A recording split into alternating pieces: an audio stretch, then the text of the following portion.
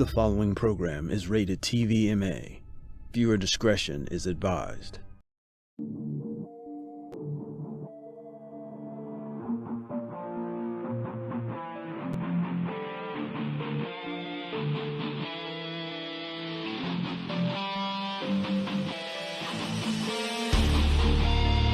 El Presidente! Woo! My God. Let's go. Yeah. United Hard Hats of America. If you a real man, motherfucker, stand up. Grace your cup, grab your nuts, that's your character. Hard hats around here is all we wearing, bro. That's your call, big, call me J-Wall. You can tear it up and I don't give a fuck, bro. We gon' man up, and if they ask who did it, we gon' stand up. Any motherfucker got a problem, put their hands up. Woo! You got something to say? Hit the app today. We greatly appreciate all the comments and the calls, so please be safe. Greet the show right, y'all. Hey, what we say now? U.H.O.A.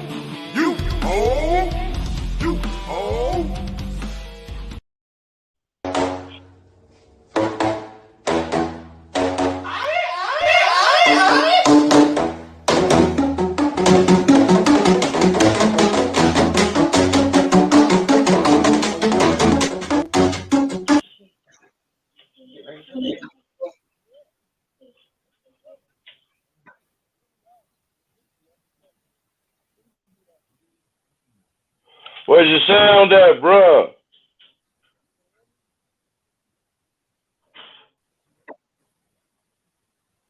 Oh, shit. Here we go. Can you hear me now? Yes, I can hear you now.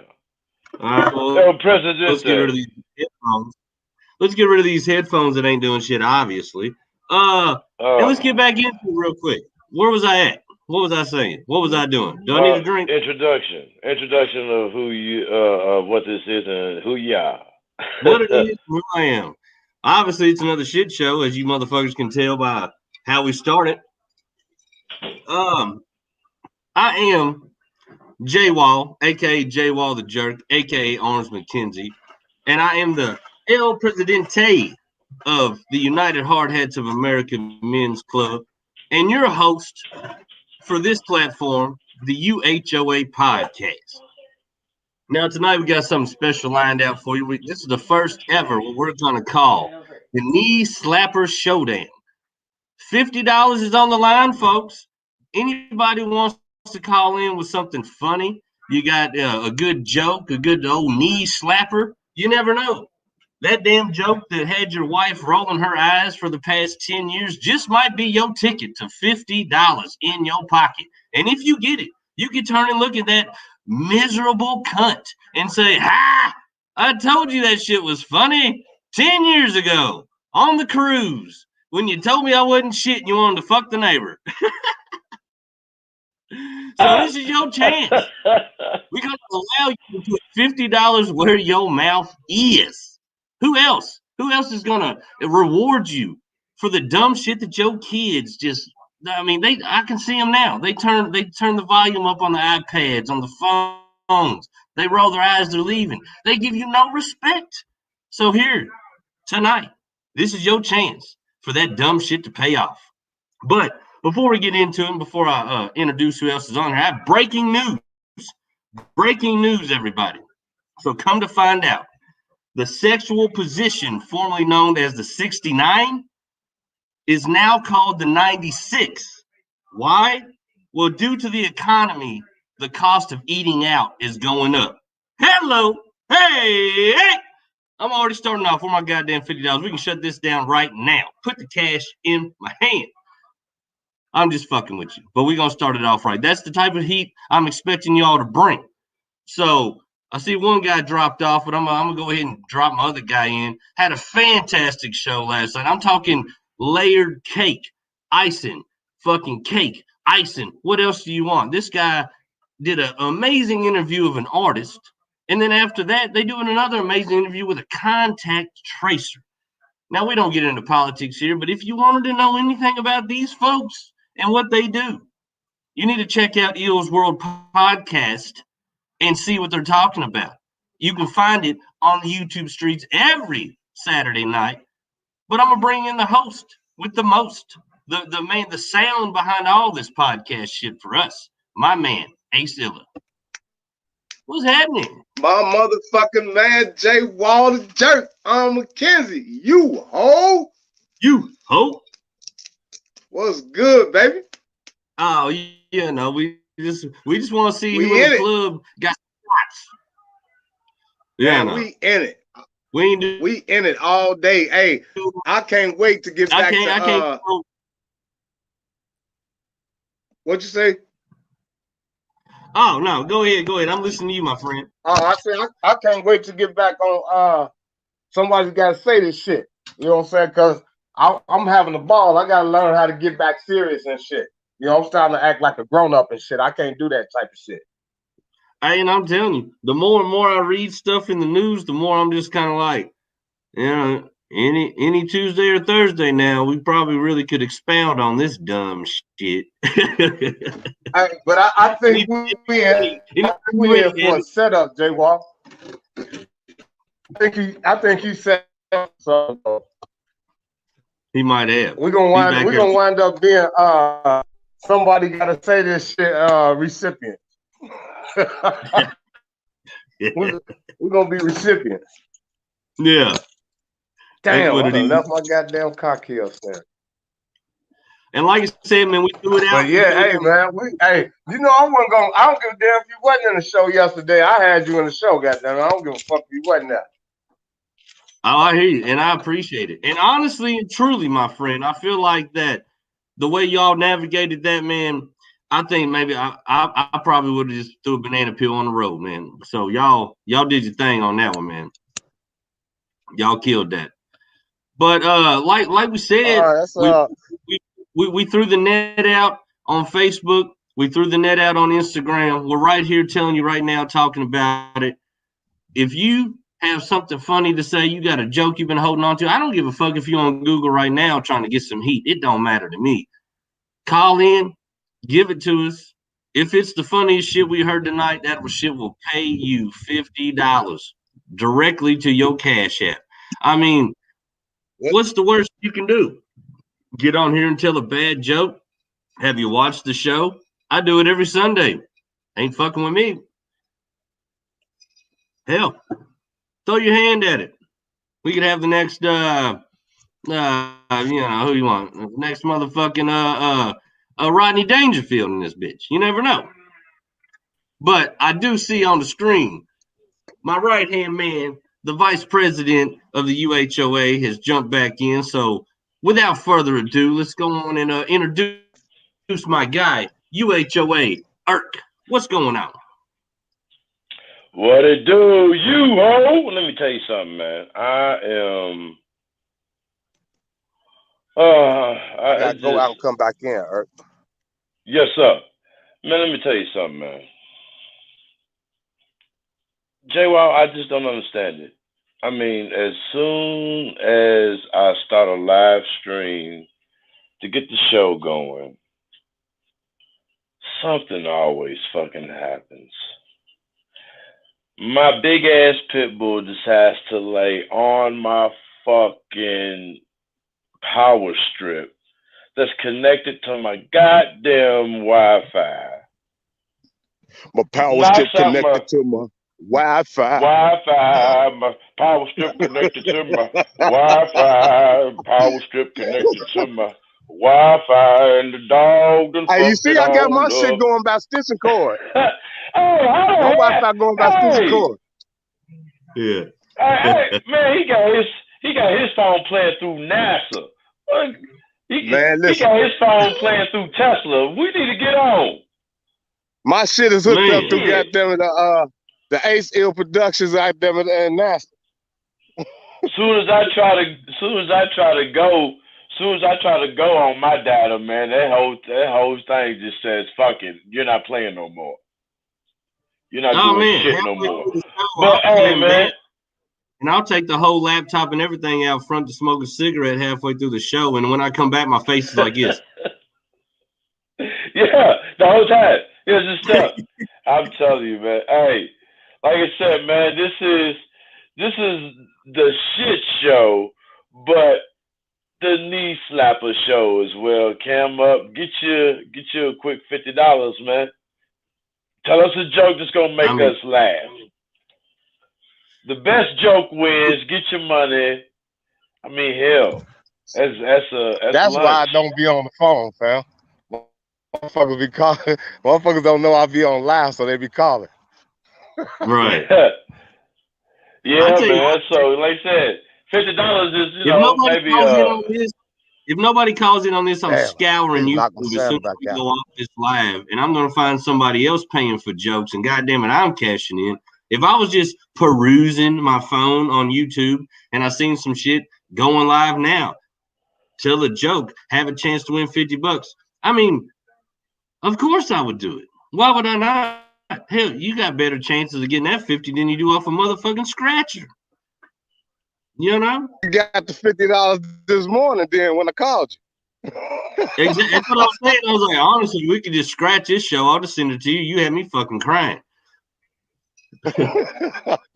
I was like, nah, you right. They gonna swerve him down. That was rigged. I said, boy, rigged. I don't know what I had this morning, but that shit had me in it. I can see it right now. These broke motherfuckers ain't got no $50. They rigged the system. That's why one of them won it.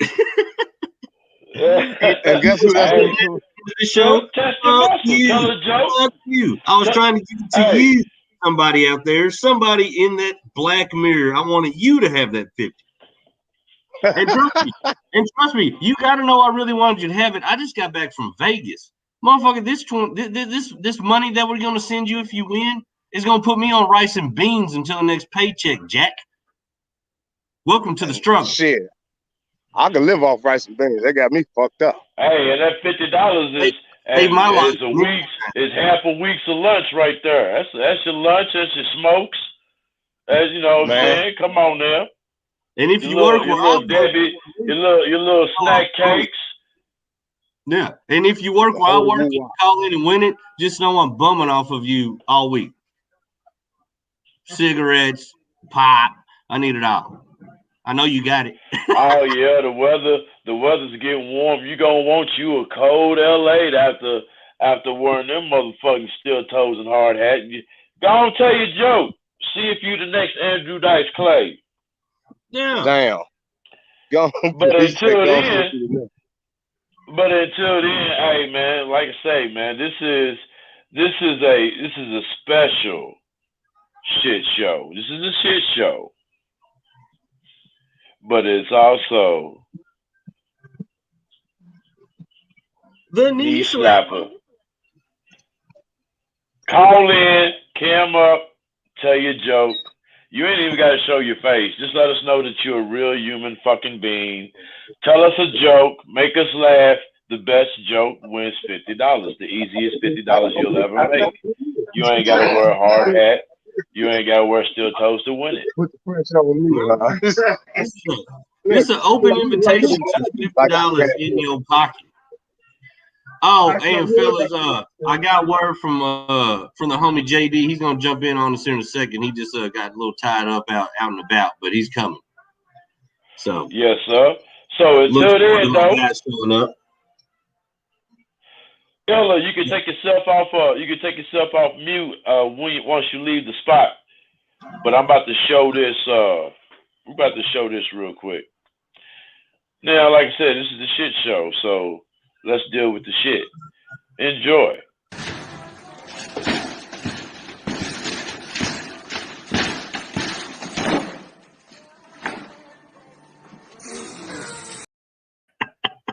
Well, you did it, brother. You got the wall down. I'll give you that.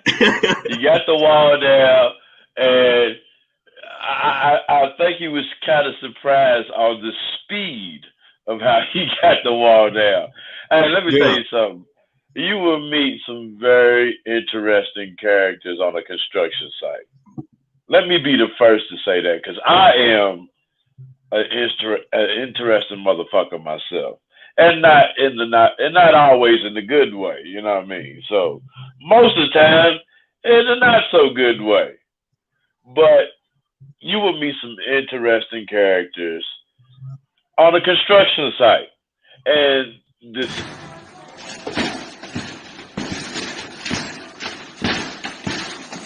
boom.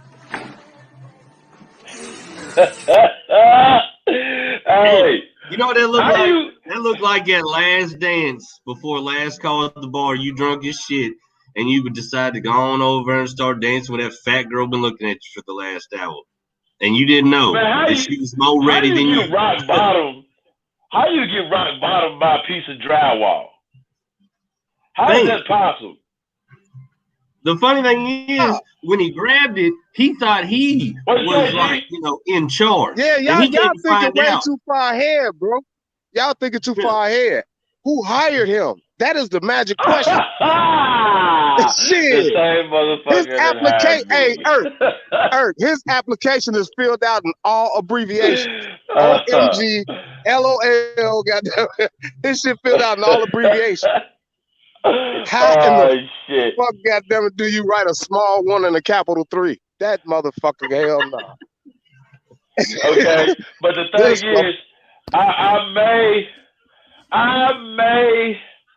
or may not do some stupid shit like that on a construction site. I'm Yeah, let me see it. not Go ahead, play it. Matter of fact, matter of fact, let me get that footage, bro. When you was feeling yourself, boy, you just turned the radio on and just got in your zone.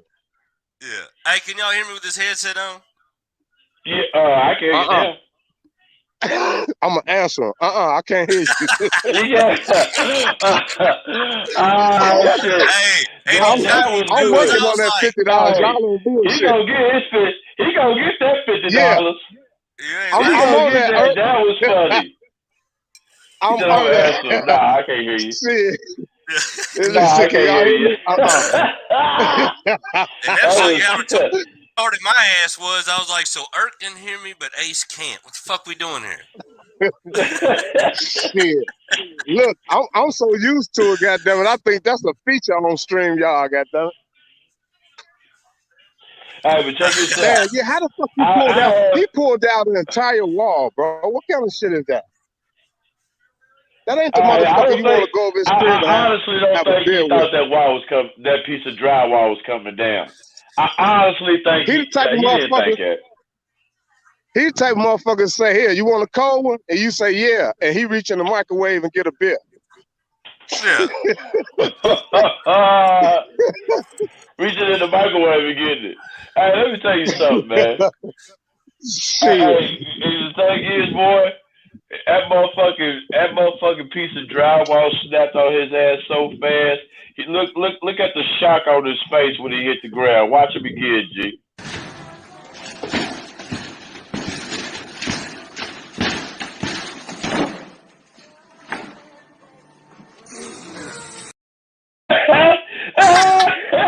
The way he got up, I like it though, because when he looks at the dude with the camera, it's half. Man, I wish you didn't film that shit. And it's half. See, I told you I'd get that wall down. Oh, yeah, that's where I'm going at, You J. can't Law. be cocky. I'm going with that for 200. When gravity wins. Yeah, you can't How be the fuck cocky you gonna when drag? And gravity he's wins. studying. He's trying to be persistent with his dumb ass. That's some shit I'd have did in my life with his stupid ass. Yeah. I'm finna go tear my fucking I'm wall telling you, down back right in high now. school. Hey, Back in high school, I worked at the skating rink. You don't know how many times I've seen a dude running up on a girl. Go ahead. No, I'm finna say, come to find out, y'all gonna realize he was hanging a doorbell. Yeah. He's like, yeah, this doorbell need to go right here. Yeah. It need to go right here. Right You just here. need to cut out a 3-inch by 3-inch little opening. Nah, we're gonna take his whole drywall out. You know what? We continue in the 100,000-year tradition of the asshole construction worker. 100,000-year-old or better. If I was that dude with that camera filming him, he would have heard about that every day for a good 2 years. Every time. Any other time he's got to take drywall down, I'm going to look at him like, so, you want that saw this time or you going to grab it again? Because you know somebody's like, hey, bro, I got a saw. I got a saw if you want to take that wall down. No, bro. just You're call, like, call I don't need no over saw. here. Call the human pry bar over here. Tell him, that's the human pry bar. Tell him to come on over here and pull it, get that shit down for us. Yeah. Hey, that's what fucking come out, man. I'm gonna show you why you don't need a saw, pussy. Hey, but hey, this is something I have definitely done on a job site. And if I catch you motherfuckers laughing at me the next time I see you, I'm gonna know why, and it's gonna be fucking problems. Check us out.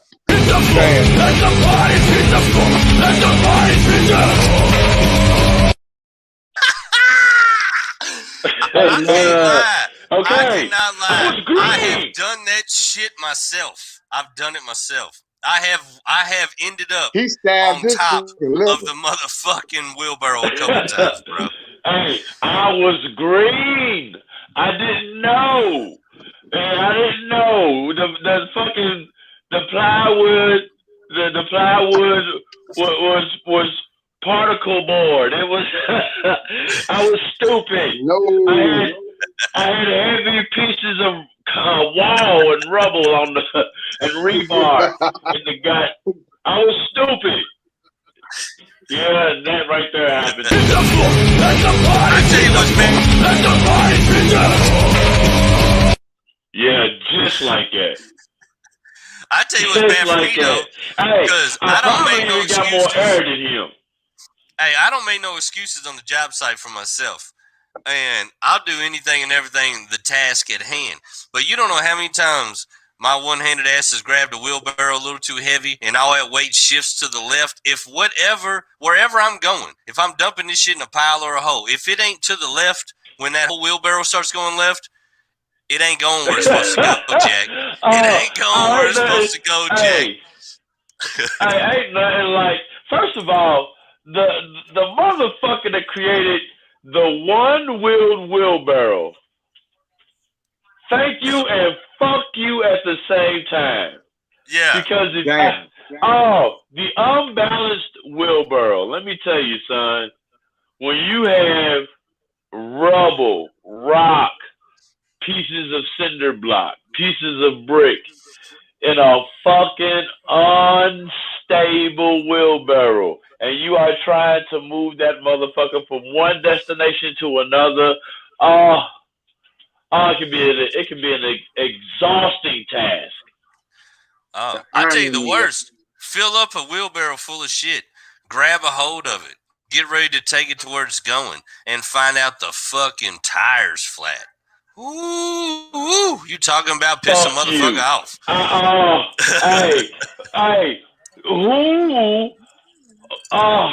The fucking flat tire on the wheelbarrow that you already filled up.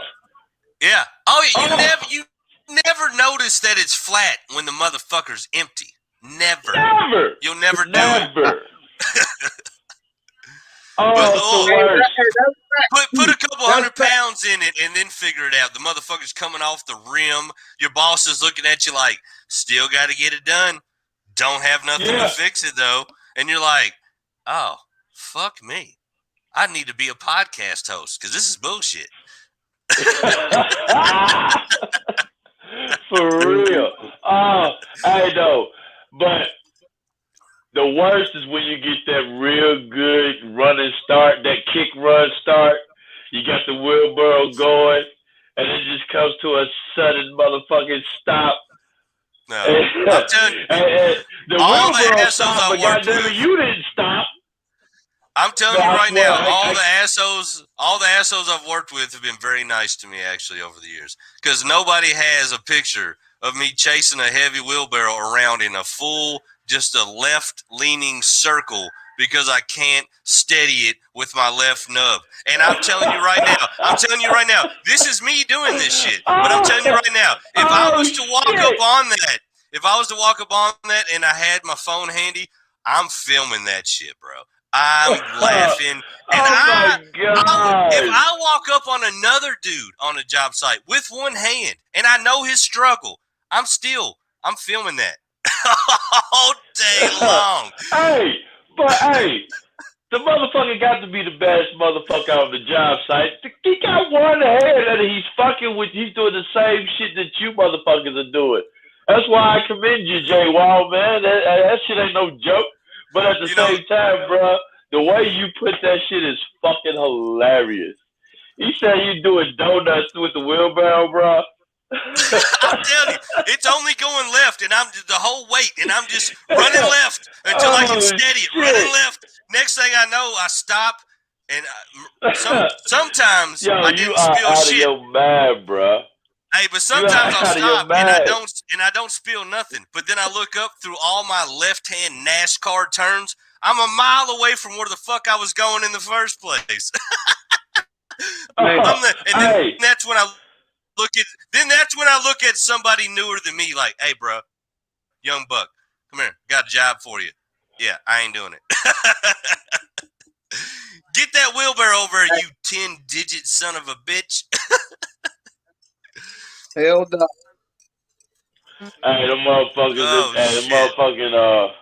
them Masons, man. Them Masons, they have it. There's some bad motherfuckers too, man. They will have a wheelbarrow full of the wettest, like thickest motherfucking mortar you've ever seen in your life. As they are moving that motherfucker like it is a Lamborghini. Yeah. I'm telling you. That's why I'd get fired. Because if they'd be like, J-Wall, go get that wheelbarrow full of wet, heavy-ass mortar, I'd be like, cool. Then I'd come back without it. They'd be like, what the fuck, bro? I'd be like, so there's a big pile of heavy, wet-ass mortar right next to where that wheelbarrow was sitting. You might want to hurry if you don't want that shit to dry. I've done it. I was green.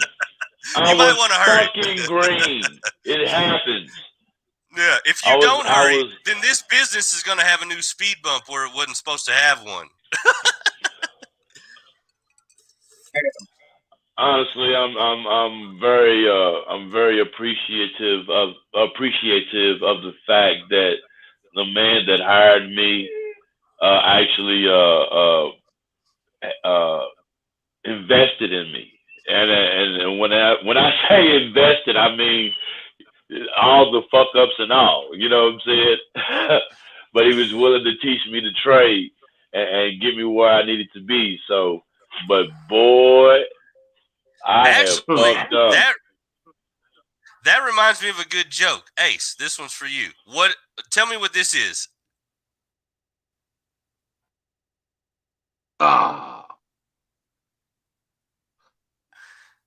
That's Irk the Nerve getting electrocuted.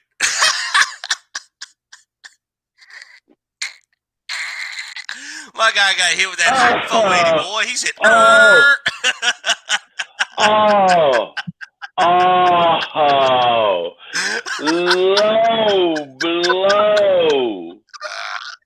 low blow. That was.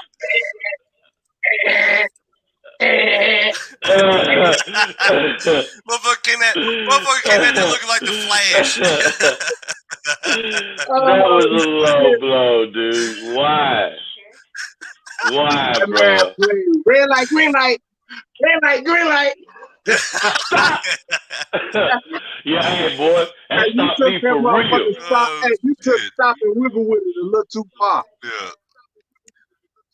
The funny thing is, when he told me he got shocked like that, the first thing that hit my mind was Jamie Foxx's character in Spider-Man, where he was sucking on electro. I was like, if that would happen to anybody in real life after getting electrocuted, it's got to be Irk the Nerve. This motherfucker's got superpowers now. He just ain't told us yet. 480 is it's a shocking experience. I wouldn't wish it on anyone. But I tell you what, shocking experience. That was fucking perfect. That was perfect. Yeah, that motherfucker tapped in like Luke. Hey, I'm telling you, when I realized that I wasn't dead, I had a new charge on life. Hey, you can fit your phone on your chest. Hey, let me tell you something, man. Hey, I'm trying to. Hey, see why I brought it up? We can keep that shit. I'm the worst joke teller on the planet. So, but I'm trying for this $50 there. I'm trying to get this 50. All right. Yeah. I understand that was a shocking experience. I don't believe that at all. Ace, what he didn't tell us is, Ace,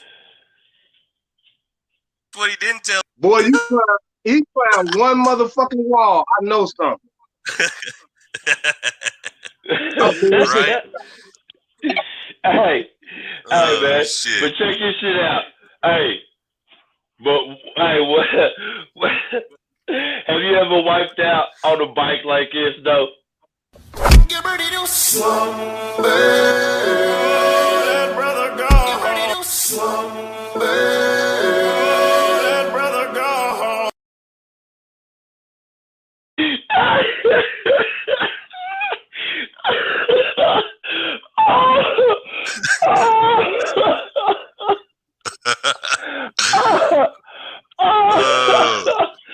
Oh my God, yo! Every time I seen the kid do that growing up, I thought I seen him die. Like this is it. He's dead after that shit. Oh, bro.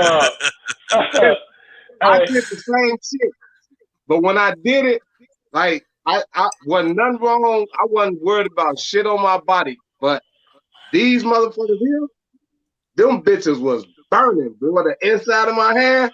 Oh yeah. Shit. I had all the concrete in America in my motherfucking hand. Boy, I was like, shit.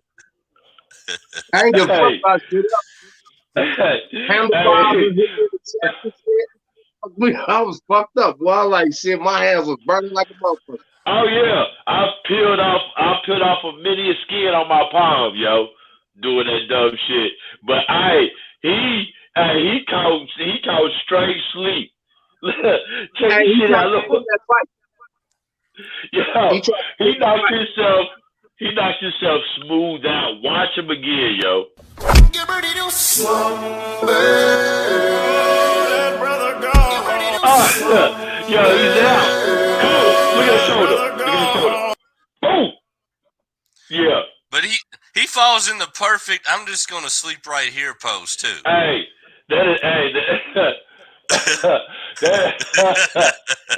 that's in my I'm almost comfortable position. I'm almost asleep. That bike was chained to a tree, bro, but it was on a long ass chain, and he came, tried to steal it, and jumped on that motherfucker, and took off at high speed. Dude just stepped out with his camera, and that motherfucker did. Hey, he did some shit they ain't even got in the Olympics yet. That motherfucker did a flip-flop, no Arabian flip-flop, no hands, Arabian, no French. And he really stuck the fucking land. I mean, he stuck the shit out the land. Stuck the shit out of himself. That was horrible, boy. But every time I see it, I can't help but drop a tear of laughter. That is the speed of how he went down is hilarious. No, that motherfucking video I sent you, Earth. A shorty in the little dance battle. Yeah. With the voiceover.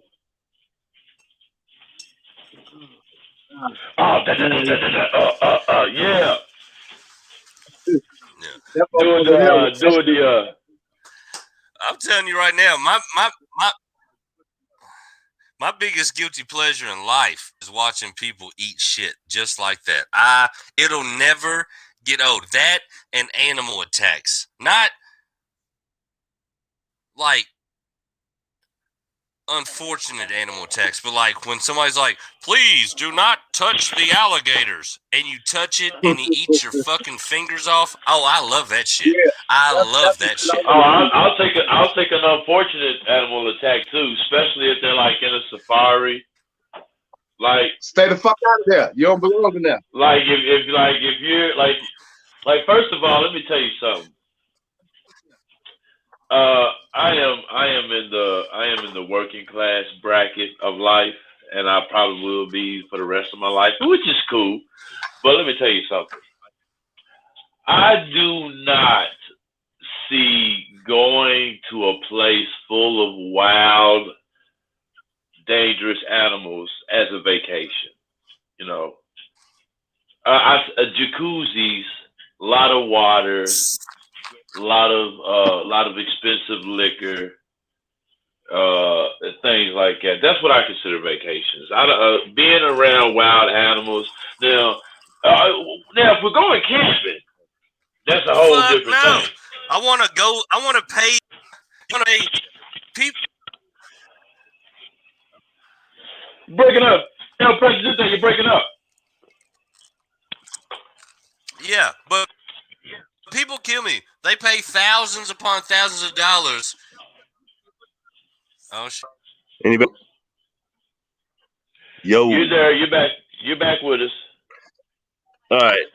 No, but yeah, people will pay thousands of dollars to go on a safari where honestly the only thing you are is the main course.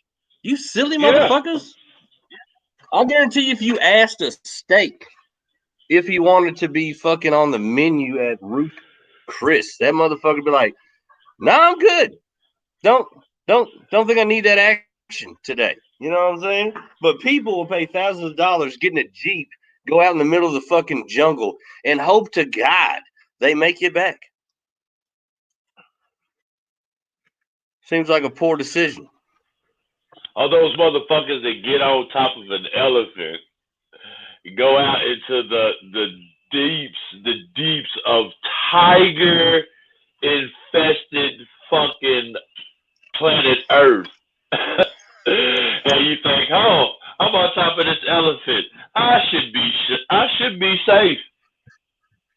Oh, this guy that's navigating the elephant who doesn't speak my language, nor do I speak his, but I'm going to be okay. Yeah. I don't see that as a vacation, folks. That's just me. Now, if we're talking about camping, that's different. That's different. That's camping to me. That's not a vacation. I could be wrong.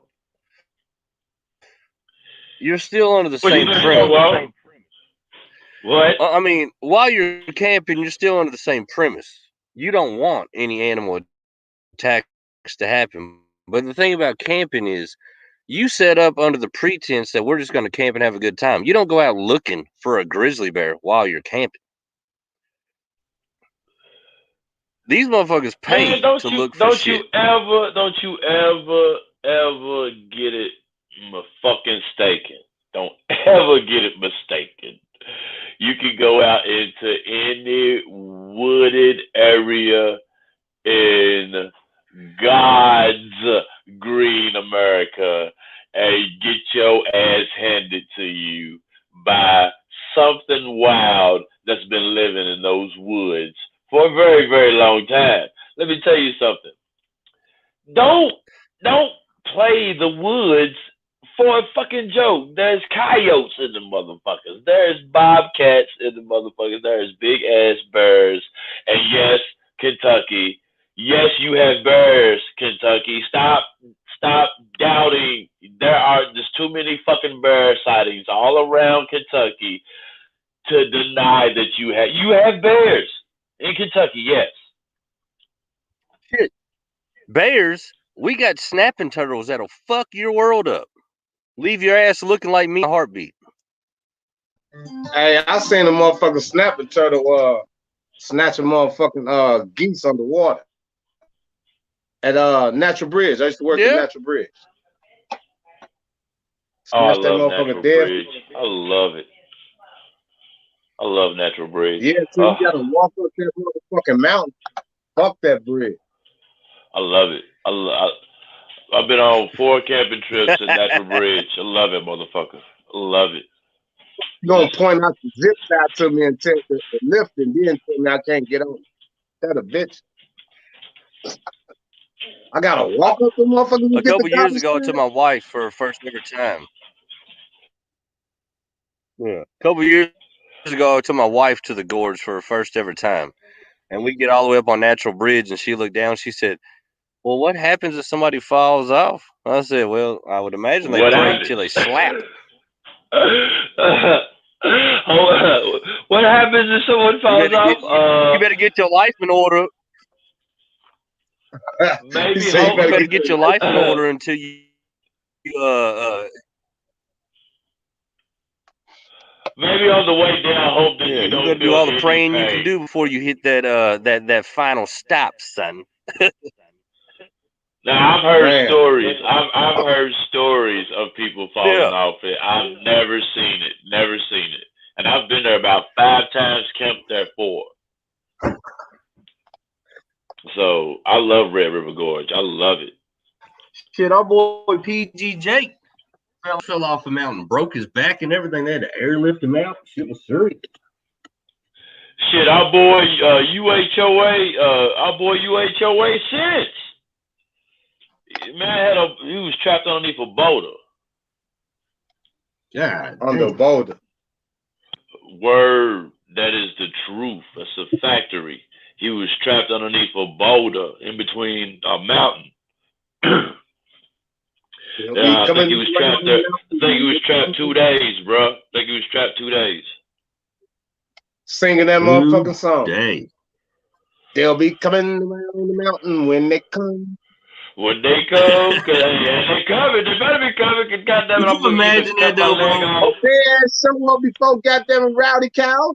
Hey man, that's why he be coming up with so many wicked ass motherfucking riffs out of nowhere. He got so much music in him, bro. He done been through some shit. Man, listen. But I'm telling that's you, the only way it comes out. Shit. Hey, but check Could you imagine being in the woods? Being in the woods, stuck underneath a boulder for 2 days, you just sitting there. Every squirrel that goes by, I'm like, "Hey, squirrel man!" I told him, hey man, he has, hey, strong motherfucker, bro, strong motherfucker. Let me tell you, strong motherfucker. Lying. The fact that he's still willing to go out there after that shows his commitment to the outdoors life. Because believe you me, it'll only take me one time to get trapped underneath a boulder. It'll take me one time to get trapped underneath the boulder. After that, concrete for me, son. Ain't no boulders in the city. That motherfucker will go in his pocket, open up his wallet, go in his wallet. That motherfucker gonna come out with a big ass ladder, a motherfucking stick. Y'all ain't gonna get that no more. Shit, all it takes is one time. See me, you got that motherfucker. You could never gadget kid. I wouldn't have been worried about shit, but I gotta sit out here and not smoke. Ain't no fucking way. That boulder would have got beat the fuck down. All I had to do was like, damn, I'm out of weed. I cannot sit here. My leg would have still been there and all kind of shit. I'd have to go back for some shit. I'm not rolling. I'm sure. Hey, he can tell you the story better than I can, man. But I'm telling you, he went through that shit, bro. I commend it, man. Yeah, I commend him too. That's some soldier shit for real. That's some real Rambo real, shit. Bro. Because hey, I don't know. I think I'll be crying the whole time. I think I would be crying the entire time. No, hey, I gotta be conscious too. Like I gotta know that the sun is about to go down, and I'm still stuck. That would fuck with my head, dude. That would fuck with my head. Yeah. You laying there underneath a boulder in the pitch black night, and you hear, you're like, oh, come on, man. Am I fucking kidding? Shit. Big ass motherfucker. Look, a big ass raccoon walk past you like, welcome to death row, bitch. Welcome to hell, bitch. Hold my pocket. Squirrel talking crazy. Hey, Joe, hold my nut. This nigga owns something. I'm finna fuck him up. This motherfucker was shooting this slingshot at a motherfucker, wasn't it? Hold my pocket. That is hilarious. Yeah. You ain't because you know how You ain't so hard now, are you? Where you gun at? You know what I'm saying? Look at you. Bitching up and shit. Bitching up. Motherfucking squirrels at your ass like this. Say the fuck something. I'll whoop your motherfucking ass. They throwing walnuts at your ass. This bitch ass, baby. Motherfucking giraffes coming past, pissing on a nigga. The fuck y'all come from? Y'all ain't even from this part. Yeah, possums come around. Told you not to come through this motherfucker. Told you not to come through here. Come on, we had our podcast out here. A nature podcast. Motherfucking Madagascar podcast. Man, this shit is fucking. Hey, that's some things about this shit. I mean, what was he trapped, bro? His leg? Was he trapped under a boulder? Yeah, his leg was trapped. Damn, he could have called Justin. His leg and his, if I'm not mistaken, his leg and his torso. But we're gonna have him on the show to tell the story himself, bro. Like he got jammed up. He couldn't call a code. We gotta hear it. You know what it sounds like? No, he can't. It sounds like he was in that motherfucking. I will let it fit in. Indiana Jones shit when that big ass. Man, that's you keep breaking. You keep breaking up. We can laugh. We can laugh all we want, bro. I can't believe once he get on the show, be like, "Could y'all do it?" I'm gonna be first motherfucker. Be like, "Hell no." Hell no. I'm like I said. I'm crying. I'm crying the entire time. And they're gonna be like, "Motherfucker, you there 15 motherfucking minutes, motherfucker. You panicking? Shit, you shit me." You're like, we found LeRon Claymore at 5 o'clock in the morning that he had tears streaming. He had tears streaming down his eyes, and he was thankful, but he couldn't stop crying. We need an IV because he has no more fluid in his goddamn body for crying. We had to give him 2 bottles of water because he just couldn't stop crying. They can kiss my ass. I ain't. Hey, fuck that. That ain't. Hey, boy. Like I say, we laughing. But like you said, Irk, when he come on and tell his story, shit, that shit ain't gonna be as funny, goddammit. But it's funny. It's always, it's always funny when you survive it. Like, you know what I'm saying? Like, getting electrocuted at the moment of getting electrocuted is never fucking funny. But give it a couple weeks. Give it a few weeks. You'll get a good laugh out of it. Especially when you remember the buzz sound in your ears, and the fact that you couldn't hear nothing else but the buzz. Oh, that's hilarious. Hey, like when you feel tired now, like do you have like a little red low cell on your head and shit, like 15%?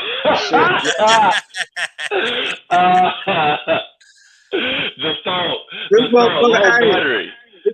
He the new Apple headphone. Hey, you ain't noticed what he does on these podcasts? Every time he's like, "Hey man, StreamYards is fucking with me. My service is messing up," and then he goes like this. Shit, right back on. Fuck both of you. But hey man, I didn't know this was gonna be a roast show. This is a road show. Hey, that's what happens. That's what happens when you got 135. That's what happens when you got 135 members in a men's club who ain't shit and obviously make so much money that a free $50 is not enticing at all.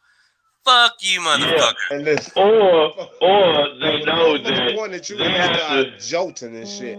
That ain't. Or they know that we may have to start our shows a little bit earlier because a lot of these motherfuckers are in bed at 7 o'clock because they have to get up so goddamn early to be ready on the job site. So, hey, that is true. That is true. But in the honor of the show and the knee slapper, I got something else for y'all. So, real quick, what does one saggy boob say to the other saggy boob? If we don't get some support, people will think we are nuts. Oh! Damn. That was good. That was good. That was good. That was a good one. Shit. Hey, You get that nigga. Hey, Google's a hey, motherfucker. Justin just hit me. Justin just hit me. You should have sent his ass call in.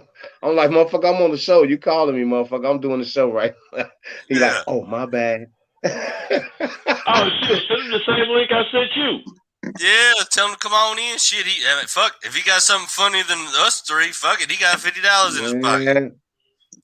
Everybody that's a serious brain motherfucker is a funny motherfucker. Look at our driver. Hey, I can't tell. Look at our driver. I can't tell an original joke. I can't tell an original joke to save my life. Damn.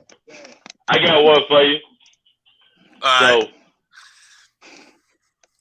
you want to hear a construction site joke? Yeah, let's hear it. Still working on it. Damn. Damn. That's not a joke, motherfucker. That's sarcastic as fuck, right? That's what you tell the fucking customer right there. As a boss, I'd have had to excuse you for the rest of the day, bro. Shit. It's gonna be about 3 days. 3 days. It was a 1-day job turned to 3 days.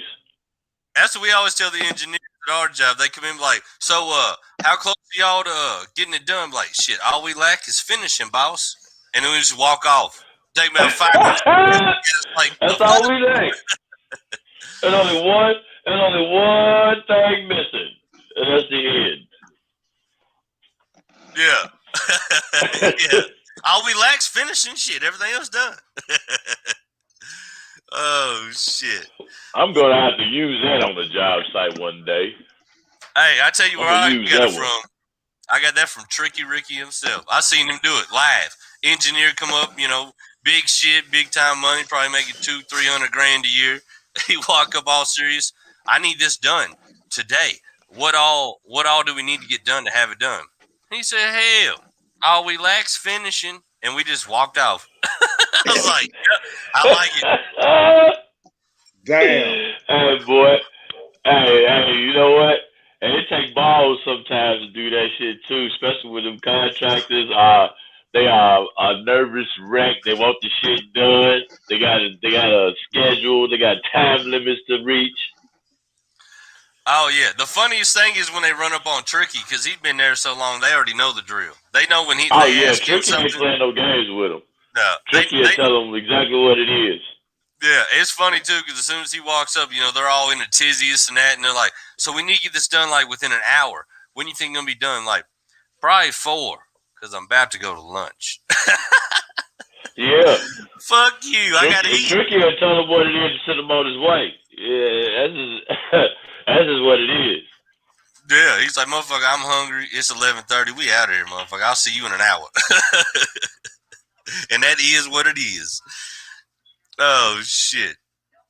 I can't believe none of these cocksuckers called in, but I tell you, I made sure that I had some knee slappers on deck, so I'm gonna hit y'all with another one. Fuck it, I got them for days. So, go ahead. What does the sign on an out of business brothel say? Anybody? Beat it. We're closed.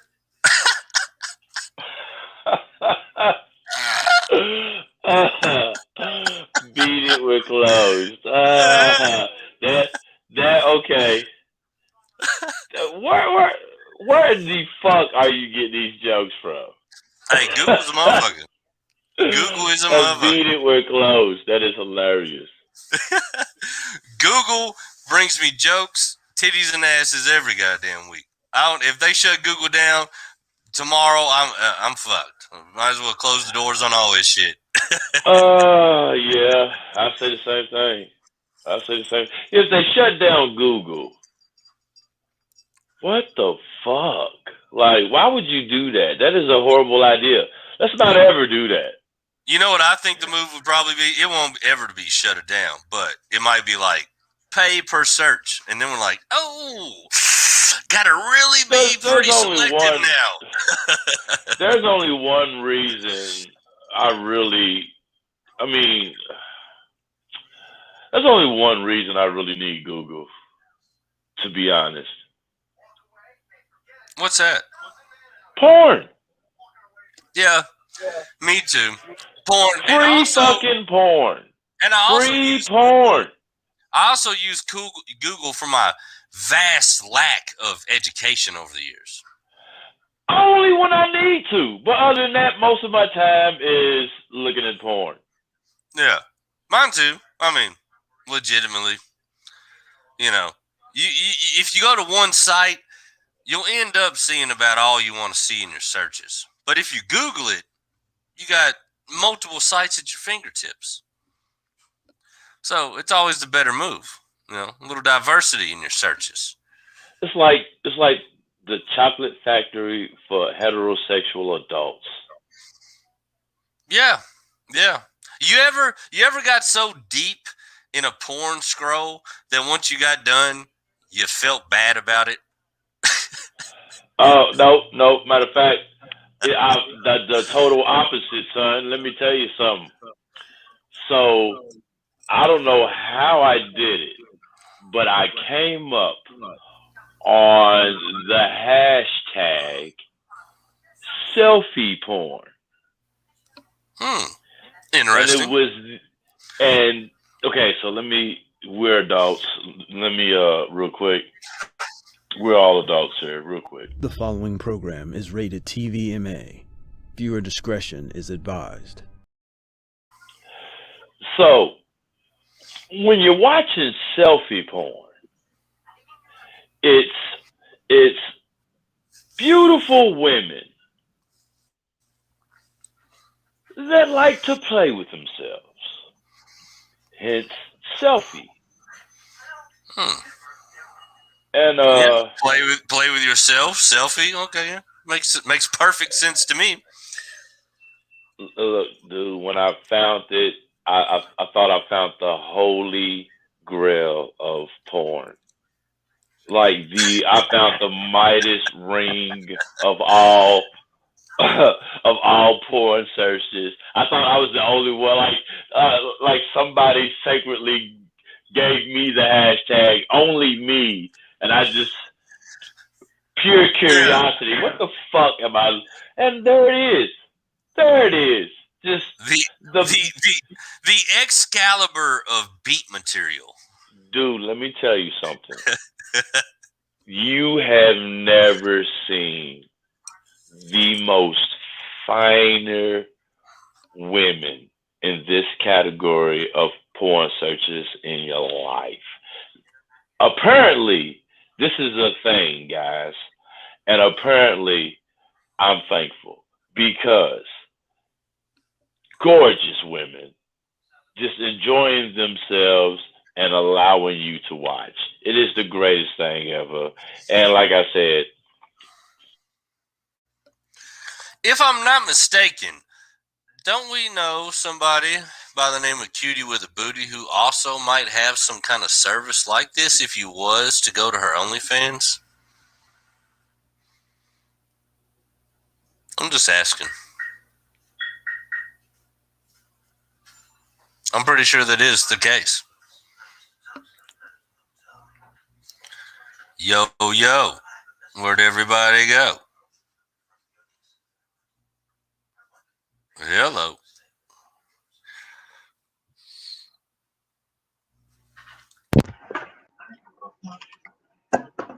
Can you hear me now? Yo.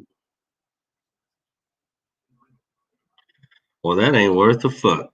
I don't know where everybody's at. I don't know if y'all can hear me out here, but if you can, I got another knee slapper for you while I'm waiting on my guys to jump back in. Technical difficulties they just run amok when we try to do these shows. It's the internet trying to suppress our pursuit to the yacht. But they will never knock us out of the box completely. Can you hear me, Ace? Loud and clear. All right, cool. So I got another knee slapper while we're waiting on Irk to jump back in. The internet's trying to keep him off here because they understand that he brings a lot of weight to the situation. So I got a question. A lot of weight to the situation. Yeah, a lot of weight, a lot of voltage. Damn. What did one butt cheek say to the other? Together, we can stop this shit. Oh! Hey! The funny thing was, before the show, I wasn't even going to look up jokes. So, like, bro, we're handing out $50.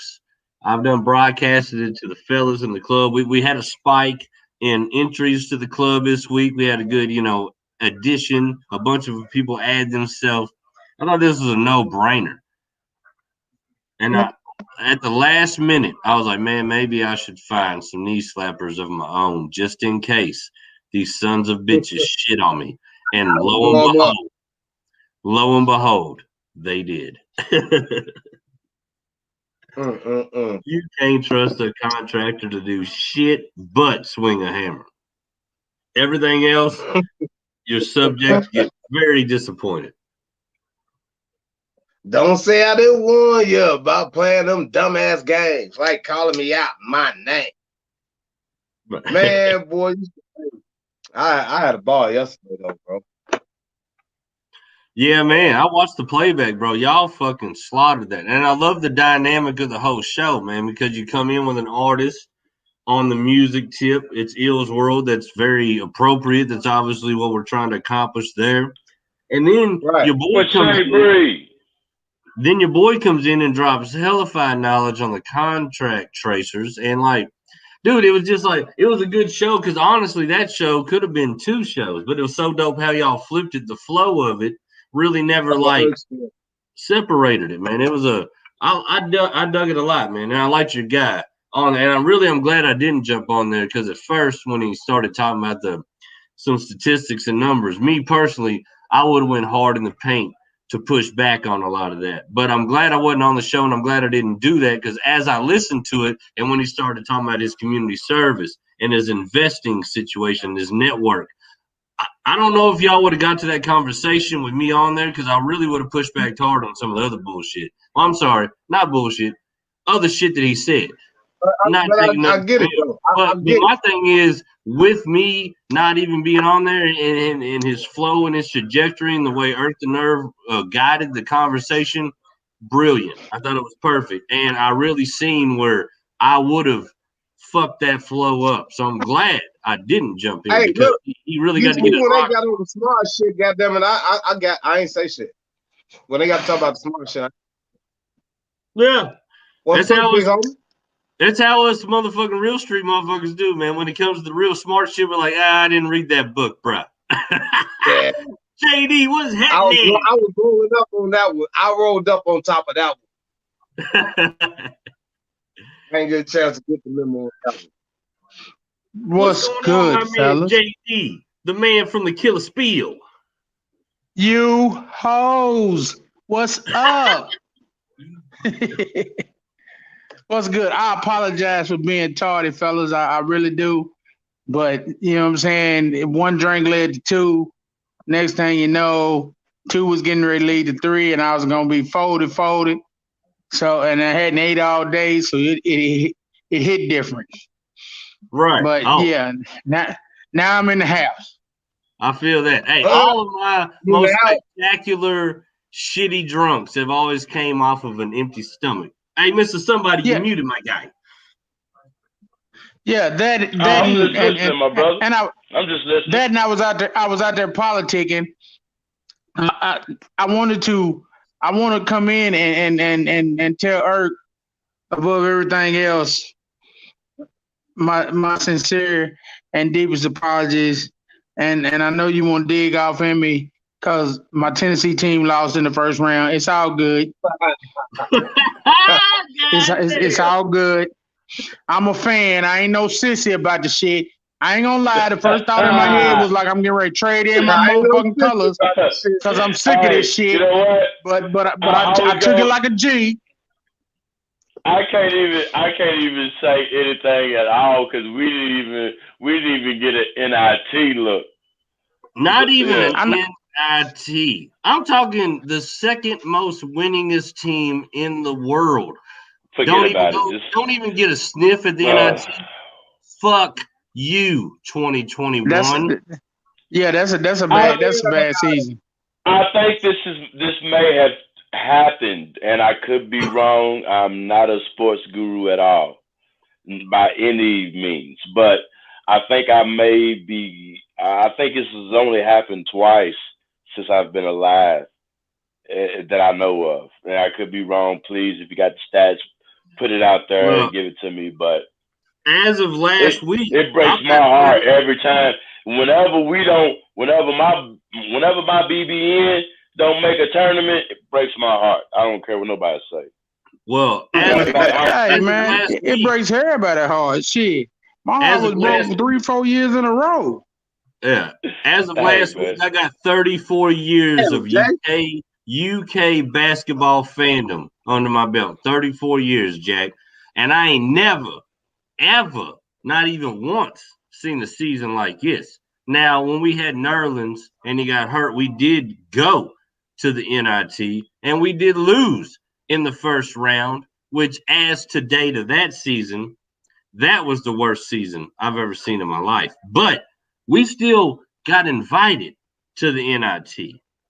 This season here, we didn't even get a call. I'm talking like no bueno senor, like nothing. And you probably would have went to that motherfucker and won it. Cause y'all was playing so tough at the end. You probably could have went to that motherfucker and won the NIT. You know what's bad though? What breaks my heart is the fact that we're talking about how UK could have possibly won the NIT. Just last year, we were talking about how we were going to win the whole fucking thing. Oh, I hate this conversation. Let's get back to the jokes. I'm pissed now. I got a joke for you. 2020-2021 season, UK basketball. Fucking joke. Absolutely. Hey, Porter. What's up, bro? Hey, look, while I was out on my drunken spree earlier, I've been politicking, and I'm gonna throw this to you, and then somebody along the way we can exchange some numbers. But I want to come on your show, and I want to bring some new shit to you.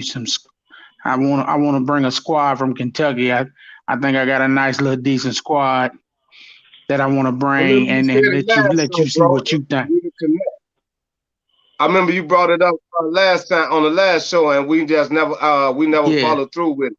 So I'm more than happy to sit you on that, man. Come on, you ain't saying nothing but word.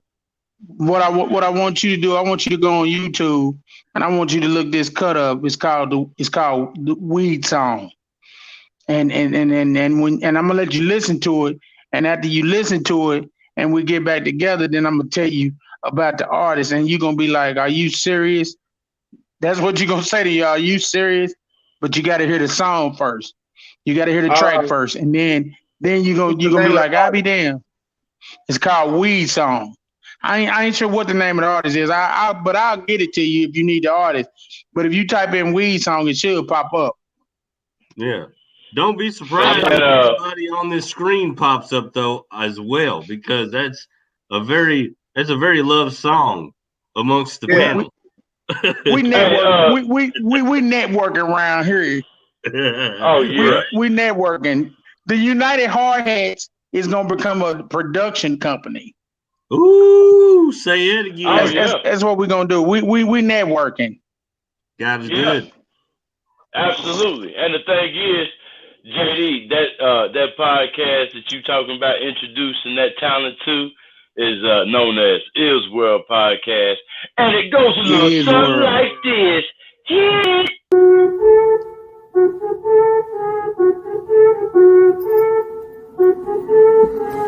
It's my favorite part. It's Illa. It's Illa. Bitch. I see you say for the spot since I said that, bitch. Woo, You looking at a motherfucker like you wish I died, bitch. Ooh, they say that shit, but a nigga ain't even lying, bitch. Ooh, roll that motherfucker blunt, I'm trying to get high, shit. Ooh, that's that drop on the beat, let me spit this 5 shit.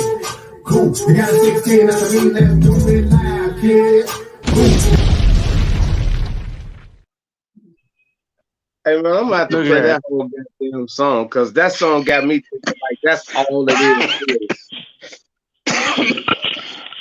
That World Podcast. That motherfucker's hard. I don't know. I'm looking, bro, but that motherfucker's hot. Everybody got weed songs. I'm on here looking, but I'm seeing everybody. Your ass got 2 songs up here. Oh, damn. That's all right. I'll jump off here in a minute and see, and then hit a motherfucker up and see what exactly you need to be looking for. Ain't no video to it. It's just a cut. Yo, I'm talking to the audience. I'm talking to the audience exclusively right now. This right here is case in point why you know on this show, anybody that comes on here is only being as real as they can be. You ain't getting no faking, no fuckery, no motherfucking Hollywood shine. My guy JD said, I've been out day drinking, which I'm gonna say right now is my favorite motherfucking type of drinking in the world. If I start drinking at like 12 in the afternoon, that's a good goddamn day. But as you can see, my guy comes in here, we talking about jokes. He don't give a fuck. He's plugging motherfucking music to Ace. Look at his ass. Y'all thought JD... I started late. You thought JD was from Tennessee? I started late. You thought JD was from Tennessee? JD is a Chinaman. Dude, I didn't even start till about 6:30. Before I started drinking, and I knew when I poured that first one, I said this is gonna be all bad if I don't pay attention to what the fuck I'm doing. Yeah, you got it. And then Jay Wall shot me the text and said the link is out. And I looked at the clock. I said, "Ooh, 8:15. I'm gonna be late. I'm gonna be late because I'm in the middle of the second drink and I'm still waiting on my motherfucking food. I ain't ate all day, so I gotta take this shit home. You know what I'm saying? And shit, I brought the food home, put it on the counter, and immediately logged in because I was like, yeah, I got to get on here so we can get this done." Hey, but Jay Wall got an idea. And that's why I love the panel we've thrown together, man, the squad I'm rolling with. For you viewers out there, I don't got to talk to my panel. We all solid on who we are. But I'm telling you all out there, the viewer, man, you ain't getting nothing but just real deal dudes 24/7. Yeah, we on a podcast. We understand that. We trying to entertain you. We actually are. But you ain't getting no fakery and no foolery around here, my friends. Nah, it's real. It's real motherfucking shit. Dude. So if a motherfucker got to be late because he's been drinking, doing this thing or whatever, that's motherfucker. It is what it is. You follow me? I send out a heavy net to a lot of people, invites all the time. Do all of them show up? Fucking never. Do I ever care about that? Fucking never. You know why? I deal with real motherfuckers who got real deal lives and situations and shit going on. If a motherfucker can jump on the podcast, he gonna jump on. If he can't, he ain't. Now, some of you motherfuckers out there, yo, Cheeto finger, your mama, your grandmama's motherfucking basement having YouTube channel motherfuckers out there. Cheeto fingers. You don't understand this lifestyle. You know what I'm saying? Because we real motherfuckers out here. Motherfucker, we wasn't raised being able to do shit like this. You follow me? We was raised on being outside before the street light came on. We was raised on motherfucking flip phones being the shit. You follow me? Motherfucking 1980 box Chevys type motherfuckers. You follow me? So, excuse me. Your ass was futuristic. I just want to explain out there to the viewers in the viewership. We got eyes. We got eyes on the YouTube streets in general. And let me tell you right now. Pages and fucking cell phones. Pages and pay phones.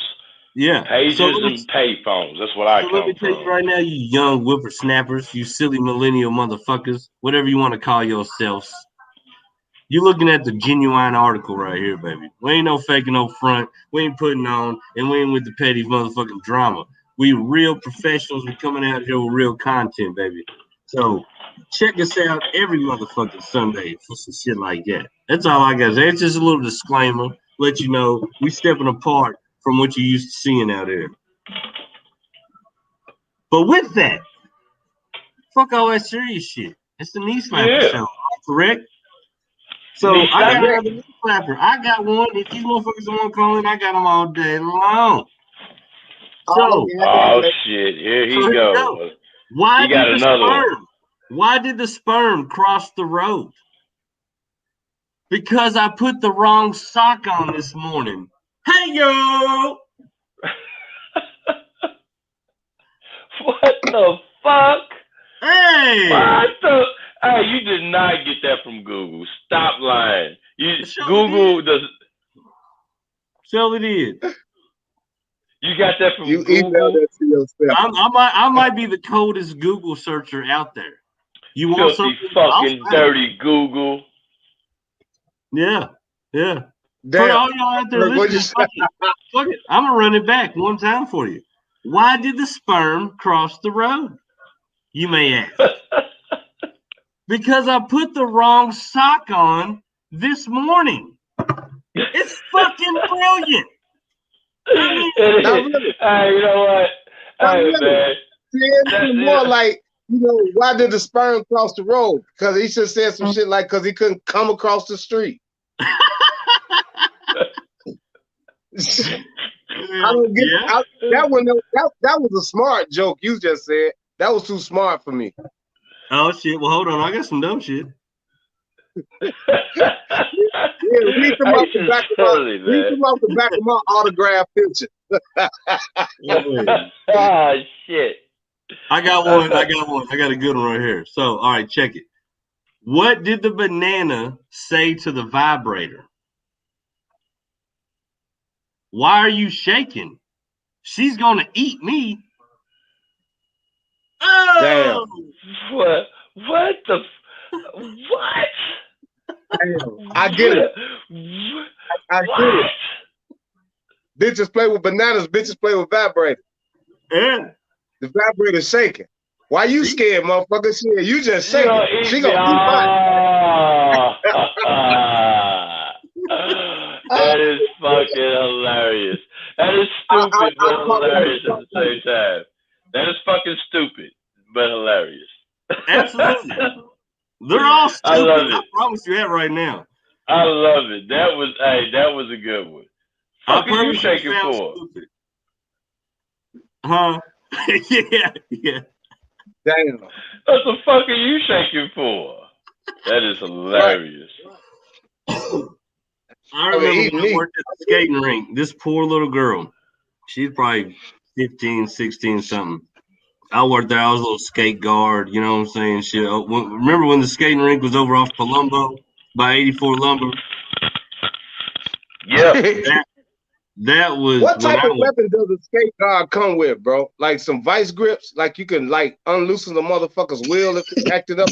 Only thing I had was a pocket full of bouncy balls, so I could dot little kids in the head and make them fall when I was skating. Evil fucker. Yeah, I go up to the machine. It was 25 cents a bouncy ball. On a Saturday night, I would get $2 worth of bouncy balls, and the worst shit knows fuckhead little kids in there got the bouncy ball treatment. And you would just aim for the skates just perfect. That's a damn shame. Fucking with the kids. I was a kid. Your mama I was like later. 16, 17. Yeah. That wasn't no grown man child. It was a skating ring. You know what I'm saying? That was when you still knew that some fucking chicks that was hot on the low, like the ugly duck syndrome, but they really wasn't doing shit. They wasn't popping in high school because they felt inferior to the real bad bitches, but they still looked like something. So instead of going to the parties, these dizzy bitches still went skating because they was the shit at the skating rink. Yeah, I found my niche, man. You always find your niche pussy pocket when you playing on the low. You know what I'm saying? You gotta get in where you fit in. You know what I'm saying? Hey. I mean, put on your pair of socks. Where you gonna go? This game of survival is complex, man. You gotta do what you gotta do to get to it. A real player always knows his position, motherfucker. You gotta have a corner somewhere. My corner was the wing. Well, hey, man, shit, my corner was everywhere where I dropped my hat. Oh, well, I don't got a I done got a many a touch and feel in as a youngin at the skating ring. And I like to thank you, ladies, right now in your older ages. I like to thank y'all. Thank you. Yeah. You know, Someone that probably was out like there saying they didn't take like advantage. the skating ring was like the precursor to the club. You know what I mean? That's where you kind of learn, where you step out on a weekend, you try to dress like something, you got chicks around, you want to hold the hand, make out with them, maybe squeeze a little booby here and there or whatever, you know what I mean? Nothing too crazy. And then that's kind of like stepping your game up. For us, it was straight to Southland Bowling Alley right after that, because that shit was live for a little bit until they figured out that these motherfuckers ain't bowling. They ain't paying for shoes and shit. They coming in here with their own liquor, their own weed, a bunch of chicks, 30 motherfuckers to a lane, and then they just dip. So, like, once they got wise to us, it wasn't a spot, but that was the general graduate, you know, the how you climb up to then you get to the high school parties, the college parties, the bar. You know, we gradually, but trust me, if there was a scene to be had as a kid, motherfucker, I was there. All the way up to the scene to be had when I was an adult. I always had to be in the mix. Man, oh man, you did all right then. When they had the adult skating, when the skating ring closed down at 3. Yeah. Oh man, that's hey, bro, yeah. Good times, good times. It sounds like a bunch of old fucking men on here talking about the good old days, but We I basically guess it's are. just me. I guess I'm I'm the youngest dude on the panel, and I'm 34, but I'm aging like you gotta a keep dog. fucking reminding us, don't you? You just gotta keep fucking reminding us that you the youngest motherfucker on the. I wasn't even gonna answer, Eric. I wasn't even Yeah, gonna but I answer. mean, I really feel like at my And then he gonna say, trajectory, yeah. we're all gonna go about the same time. Hey, Eric. He keep calling 34, and I'm thinking to myself, I was 17 when he was born. Damn it! Ain't that about a bitch? Damn. Damn it, man! Damn. I was starting to travel the world when you got here. Man, I got a whole decade on your ass, man. He didn't believe me. I'm like, yes, I do. Yeah, dog. We seen a lot. I seen presidents you'll never see. That's for sure. Y'all ass older than me. That's probably a good thing.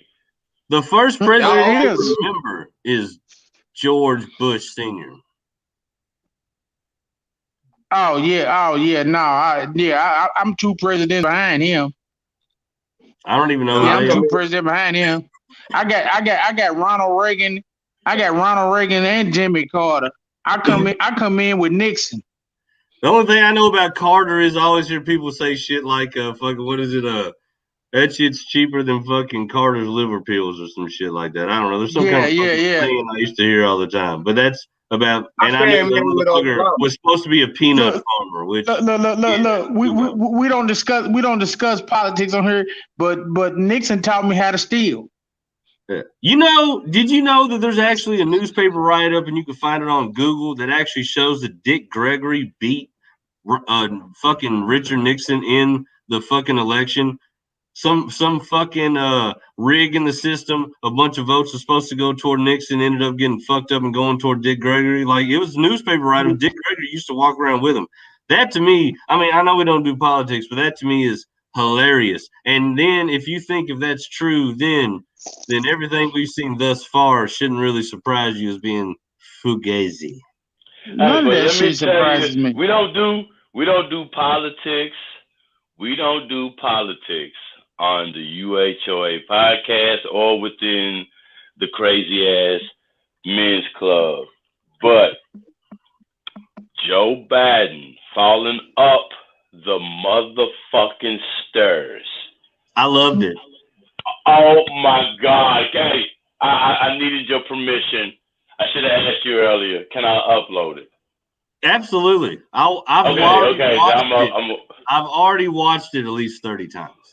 I'm gonna drop out real quick and I'm gonna go get it and I'm gonna bring it back. Hey man, that mother, I cried, dude. It You've never like this is your executive branch, folks, being represented. It's the funniest fucking shit ever. You've never The president. the biggest dick swinging in your country cannot get up a flight of stairs. Hey man, y'all quit fucking with Broadway Joe. Hey, let me tell you. Hey, okay. Y'all don't fuck with Broadway Joe, man. And quit That might be fucking the best with name. Falling down the stairs. I Broadway totally Joe. understand. Look, Broadway Joe sent y'all $1,400 last week. Stop fucking with Broadway Joe. Hey, I told you on the last show. I'm just paying my tab. He ain't sending me shit. Hey, I'm gonna say they gonna want taxes on that shit in January. So I'm like, shit, nigga, I still got to pay something on that shit. It is what it is. You I'm know gonna what, use them man? for what they is. I ain't worked it all this shit. So I'm like, shit, y'all ain't touching me. Yeah, you better make it work for you. The next 3 comments in my brain on this topic is gonna get me fucking impeached from the club. So with that said, I'm going in with a joke. So here's another joke I got for you. Old lady says to her hubby, "My nipples are as hot today as they was 50 years ago." So the hubby replies, "Ought to be. One's in your coffee, the other's in your porridge." Oh! Damn.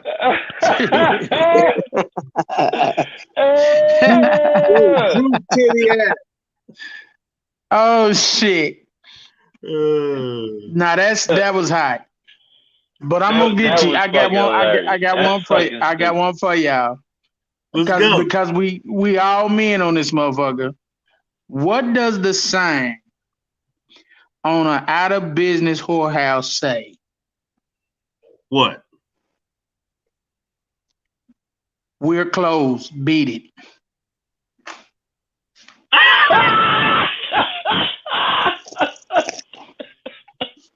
Hey, we back on that one, baby. I spit that one early.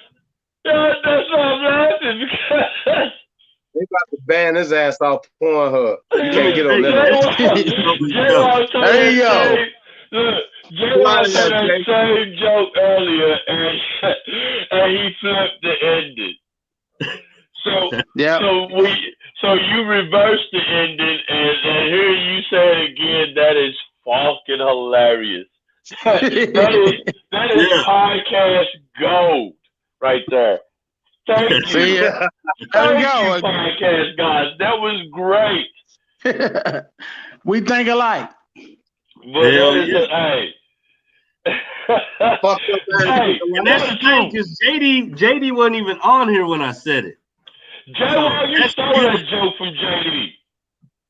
What the fuck?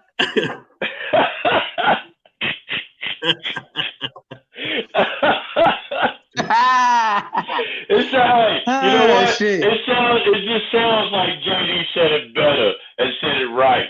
So I think you may have stole that joke. Hey, in the comedy world, J-Wall, it's the delivery. Hey, that's what it is, I guess, man. It's the delivery. It's the delivery of the punchline that makes the joke funny. It's how you come with it. I agree, and that's why I thought the delivery of all them votes to Irk's body was hilarious. Fuck you, man. hey, man. And you know what? It's funny though.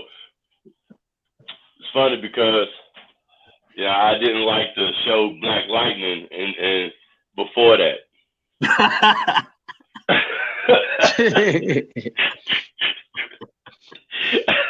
That was stupid. I told you I'm the worst motherfucking joke teller ever, man. I told you that. You know, the bad thing is, though, I know how you are. If you actually, for some reason, woke up one morning and said, "I want to be the best joke teller that I know," within a couple months, motherfucker, you'd be on fucking stage like Bill Burr. You're giving me too much. You're giving me too much, man. Thank you, bro. I love you, man. Thank you, man. I watched you smack yourself in the face with a nunchuck to get better at nunchucks. So You'd be a decent joke teller if anything else. Yeah. Hey, I will go the extra mile. I will do it. I can promise you this: the first time I slap myself in the face with a nunchuck, that'd be the same day they'd be on fucking Facebook Marketplace. On somebody's roof. But you know what? I don't even need them. The first time I grabbed my father's pair, 14 years old. First time I grabbed them. And he taught me a little basics, you know what I'm saying, fuck around with him, but he always told us don't ever fuck with his. He had 3 diagram and just a regular, just a double sticks. And he always told us don't touch his shit, you know what I'm saying, especially while I was at work, you know, your HVAC man. So, he told us not to touch his shit, man. I picked up his nunchucks and I was trying to impress my little brothers. Man, I'm swinging the motherfuckers, and the stick hit me before I even knew it. You know, it hit me dead center of my forehead, like right split down my nose. You know what I'm saying? Hit hard. I was on the ground. Yeah, bro. It took me 16 years to grab another pair. Yeah. That's because your ass hard-headed. You wouldn't have fucked with him like he told you. You'd have been all right. My son goes on a trip with his mother to Florida, and he brings me back a pair because his mama runs her fucking mouth too much. And told him how you busted your damn head. Exactly. She tried to be fucking funny. Oh, shit. Yeah, get you a pair for get a pair for your daddy, and here's why. I was like, oh, motherfucker. I'm picking it back up. That's our next show, Baby Mamas. that's the next show, Baby Mamas and the bullshit they do. Oh God, that's a somebody got to say this shit show. But I will tell you what, man. I honestly, man, that's the best thing I've ever done in my life. I've done some bullshit in my life, choosing the women. And I don't know if I chose them. They probably chose me. But choosing the women that I had my babies by is the best probably thing I've ever done in my existence. Then you are absolutely, without a shadow of a doubt, a lucky man. Very lucky, brother. I'm very, very lucky. And I'm gonna tell you, and I'll tell you why. Because you can't, you get to choose your baby mama, but every choice you make is not a good choice. Now, I chose as far as making sure they ate, clothes on their back, get them grown. I had a great baby mama. Fucking with me, doing shit to fuck with me as far as my child's concerned. This bitch thought she was smarter than me, so it was bad. It was all bad. But I worked it out because you're not smarter than me, so you can't. You know, when I'm the brightest crayon in the box, your ass is dull long for what you do. Yeah, you gonna make it work for you. Yeah, I'm gonna make it work for me. So you lucky in a motherfucker. You know what I'm saying? To be able to sit back and say that. You know what I'm saying? Oh, bro, it didn't come without trial, error, and a whole level of fuck ups. Man, I already know. You ain't telling me shit. You know. I feel you. I'm telling you, man, I was a damn good father, attentive father, horrible boyfriend, and probably shitty husband. But either way, you know what I'm saying? But I learned my lesson, and I'm here to talk about it. You know what I'm saying? So hey, that's man, that's one of the things that I share on SGSGS, my platform, and I'm willing to share it with the guys in the United Hard Hats, you know what I'm saying? Because it's just a real part of me, man. It's what made me who I am today. And the thing is, hey, man, I just left Golden Corral with all of my children and both of my baby mothers sitting side by side enjoying salad and all the rest of the shit that Golden Corral has to offer. But let me tell you, I will never do that shit again during COVID. because, dude, we are standing in line at a buffet getting served portions of food. Dude, this is the longest line I've ever seen in my life. There is no getting a second plate because the line is too fucking long. Get everything that you want. Get every fucking thing that you want on these 2 fucking plates. Pile it on there real tight. And sit your ass down and enjoy your meal because you're not going up there for seconds. This is the COVID era. This is how they're doing buffets now. It's horrible. That ain't even a buffet. Yeah, fuck that. Yeah, but I digress. I was able to enjoy a meal with both of my baby mamas and all of my children in one table. Do that, motherfucker. Hey, the fact that you can do that, the fact that you can enjoy a meal with both of your baby mamas, whether the kids are there or not, is a wonderful situation. Yeah. It don't get no better. It took me a long time to get there, bro, but I'm glad I'm there, and I'll take it as it is. I already know. I take it as it is. I already know. Hell yeah. And I ain't got but one. You got one? That you know That's all of. I Come on, needed. JD, you a player. Come on, JD. Damn, hey, wait. Look. As JD's lawyer, that is some bullshit. He pleads the fifth, and I'm pretty sure that we are past legal limitations on any other thing that might come up from. Listen. I'm gonna tell you like this. And I say this to people all the time. One baby mama, one child. She's 26. I done lived in probably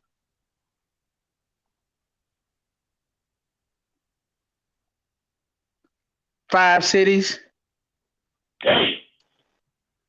Woo, and 5 cities. At this point, I'm waiting for that one kid to pop out the woodworks talking about my mama say you my daddy. But they ain't popped up yet. Man, if a kid pops up on me right now, I'm beating that whole family up. The mama first. I'm beating everybody up. Yeah, that's my thing. If the kid pops up, then I'm gonna have a problem. But at this point, yeah, because bitch, you should have told me. At this point, I only got one chick that I know popped up pregnant, and she said that baby wasn't mine, and I never looked for her, never hit her up, never nothing again. And she was half Mexican, half Spanish, half Mexican and half Latino, and she lived in Chicago. And that baby should probably right now be about 17, 18. So I feel like if she was half Mexican and half Latino, that means she's 100% Mexican. But go on. I mean, if I can't pop up, if I can't pop up, you know what I'm saying? If I can't pop up, it'd probably be because, you know what I'm saying? It'd probably be because they need some transplant type shit, some blood. Shit. But I mean, that's the only one I can think of. Yeah. I mean, it may be so one chick. Have a little JD Salazar out there somewhere, is what you're saying. Yeah, it may be one chick up in Pennsylvania, up in Allentown, Pennsylvania. If my wife ever leaves me, I've already decided my next heartbreak is going to be Spanish speaking. I've decided this. Man, they are nice. Let me tell you something. You ain't had love till she called you my Papa. wife, so I might as well just go hang out with some Latino chick that reminds me of Jennifer Lopez. J-Wall, them bitches will cut you. They gonna cut you. They'll cut you. State J-Wall? No, literally. So deep. Literally, they'll cut you. They don't fuck around. Look, I see you keep looking to the side. That's my wife I'm looking at. I already know what the fuck you looking at. And I'm telling you, that ain't what you want. You better stay safe. She'll cut you. Yeah, damn right. She'll cut you. Actually. That's why I keep looking. You ain't got to tell me because I know. I don't want to lose a nose. Hey, you're gonna have to tell Irk about my sister's wedding when Stacy came in. You got to tell the story. that shit is hilarious. Oh shit! What happened? I need to know. So we're in the spot where the wedding's at, and we're all like upstairs, and we got this big glass wall where we can just look down at everybody. And see the front door. Yeah. Everybody coming in, we can just look right at this wall and see them all coming in. So everybody's coming in, we all getting our shit on and whatever, drinking and doing what we got to do. Fucked up because we all got to be drunk to do this shit. Yeah, all fucked up. So then, yeah, if you're a groomsman, yeah, you've been there. I've been there. JD, he's putting his tie on and shit right there by the glass, and he just kind of turns around and looks down at who's coming in, and he's like, "Oh shit, look at there," or something like that. Look at her, or whatever. Yeah. Somebody got his attention, So everybody runs to the window, and they looking. Well, I'm over there drinking on some motherfucking moonshine. I just kind of ease my way through the crowd and see what That's JD's where we fucked up about. the moonshine. Yeah, and he said, "Damn, I'm gonna have to talk to her." And I looked down, and it was my wife, and I just started laughing. I said, "Don't even worry about that one, my friend." He was like, "Why?" I was like, "That one's got my last name on it." And I just went right back to my moonshine. But yeah, I said, "Oh, my bad, dog. I did not know." Yeah. And the bad part, you know what I thought about after that? The bad part was we had played poker. Had we not played poker at the crib before the wedding? Yeah, that's the first time. Was that after the wedding? No, that was before, because that's the first time I met you too. Yeah, we had played poker at the wedding. We had played poker at my brother-in-law and my sister's crib before that, and I did not even remember what his wife looked like. God, see, that's a liquor. You know what, though? Liquor some fucked up shit. Hey, you know what? I gave El Presidente prime time to put on his motherfucking Player Mac hat and be like, "Oh yeah, that's me." Hey, once he said that, I said, "That's my motherfucking dude right there. He's my man. We in business." He said it with the most confident you've ever heard of your life. Hey, Eric. He said it so bold. He said, "Don't even worry about that one right there." I said, "Why not?" He said, "That one right there got my last name." I looked at him. I said, "What?" He was like, "Yeah, that's my wife." I said, "Oh, my bad, player. I didn't even know." And look, we pulled up another shot of moonshine and went on about our way. Those are those war stories. Those are those war stories where you be like, "Hey, that's how me and this motherfucker got to be cool in a motherfucker."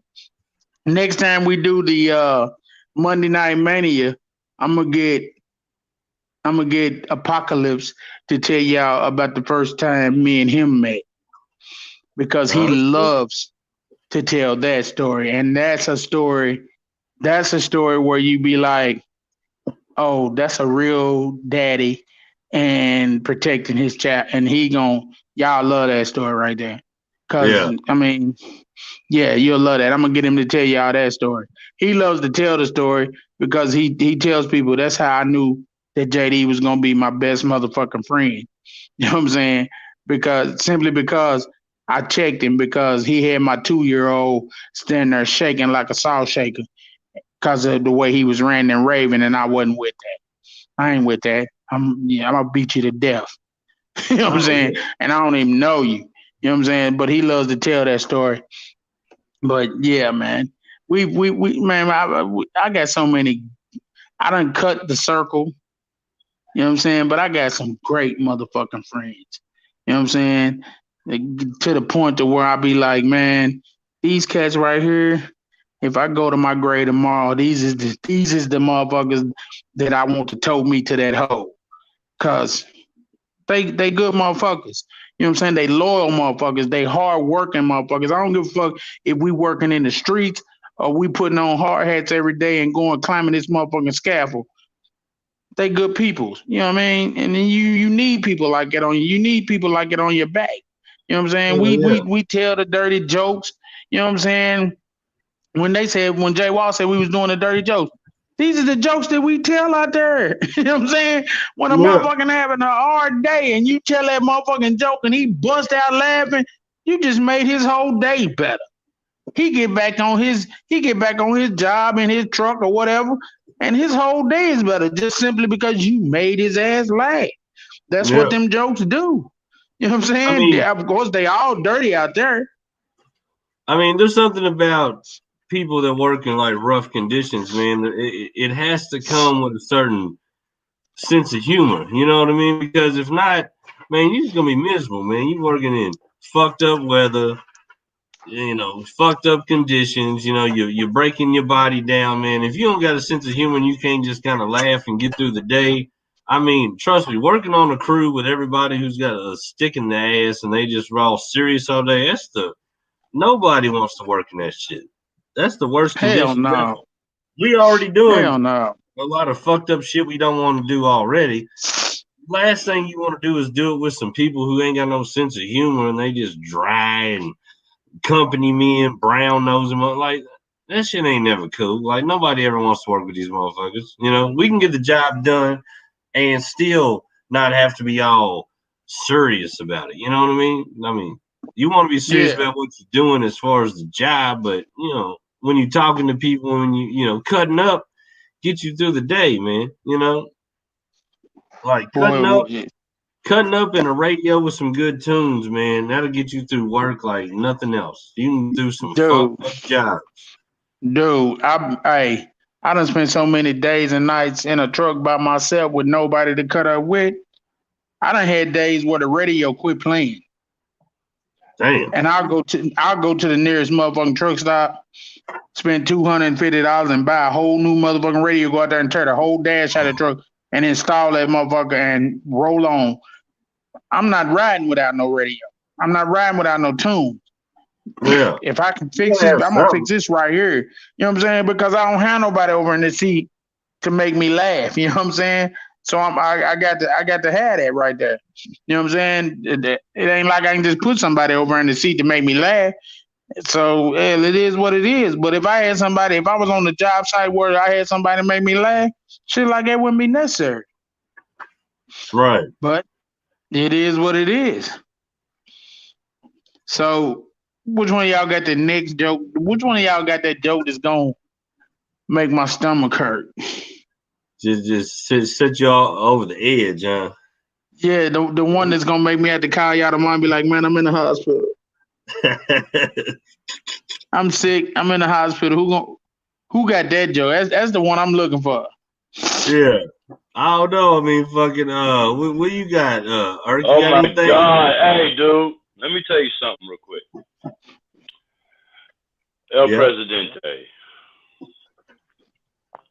We either have to write a long, extensive letter to StreamYards, or we have to find something else, because why in the fuck does it completely kick me off every time I get a fucking phone call? Yeah, that's kind of shitty. It's the dumbest shit. Like, you're not even giving me an option to just not accept the call. You're just kicking me right out of the stream, and it's fucking stupid. You're fucking up my StreamYards. Uh-oh. Might have to kick him in the ass. Might have to go to greener pastures. You know what I mean? Yeah, well, we're gonna have to figure out something, because this is ridiculous. But what did I miss? Man, we just talking shit like we always do. Hey, you got any good blooper reels for us, real quick? I got that one I've been wanting to show you. The one. Let's go on and see what you got, man.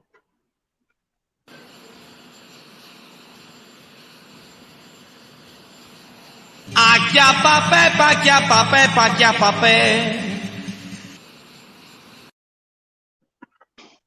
Now I told you.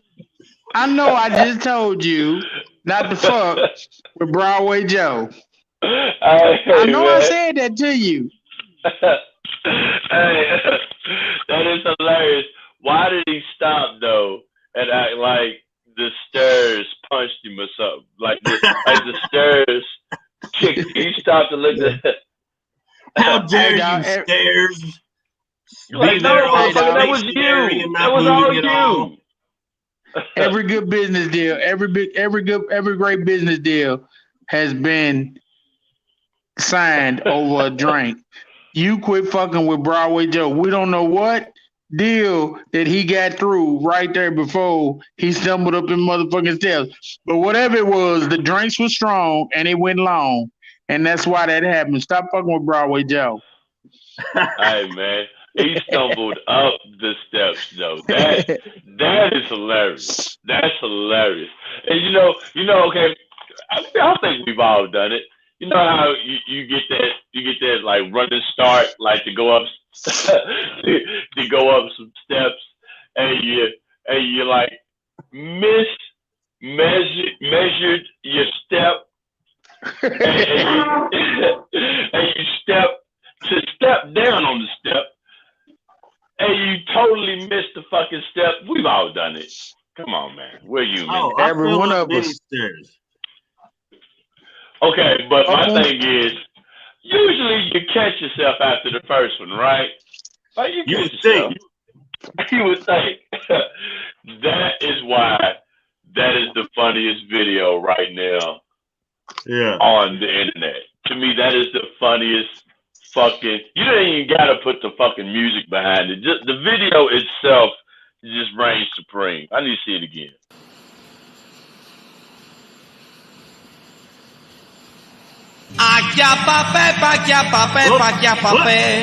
What?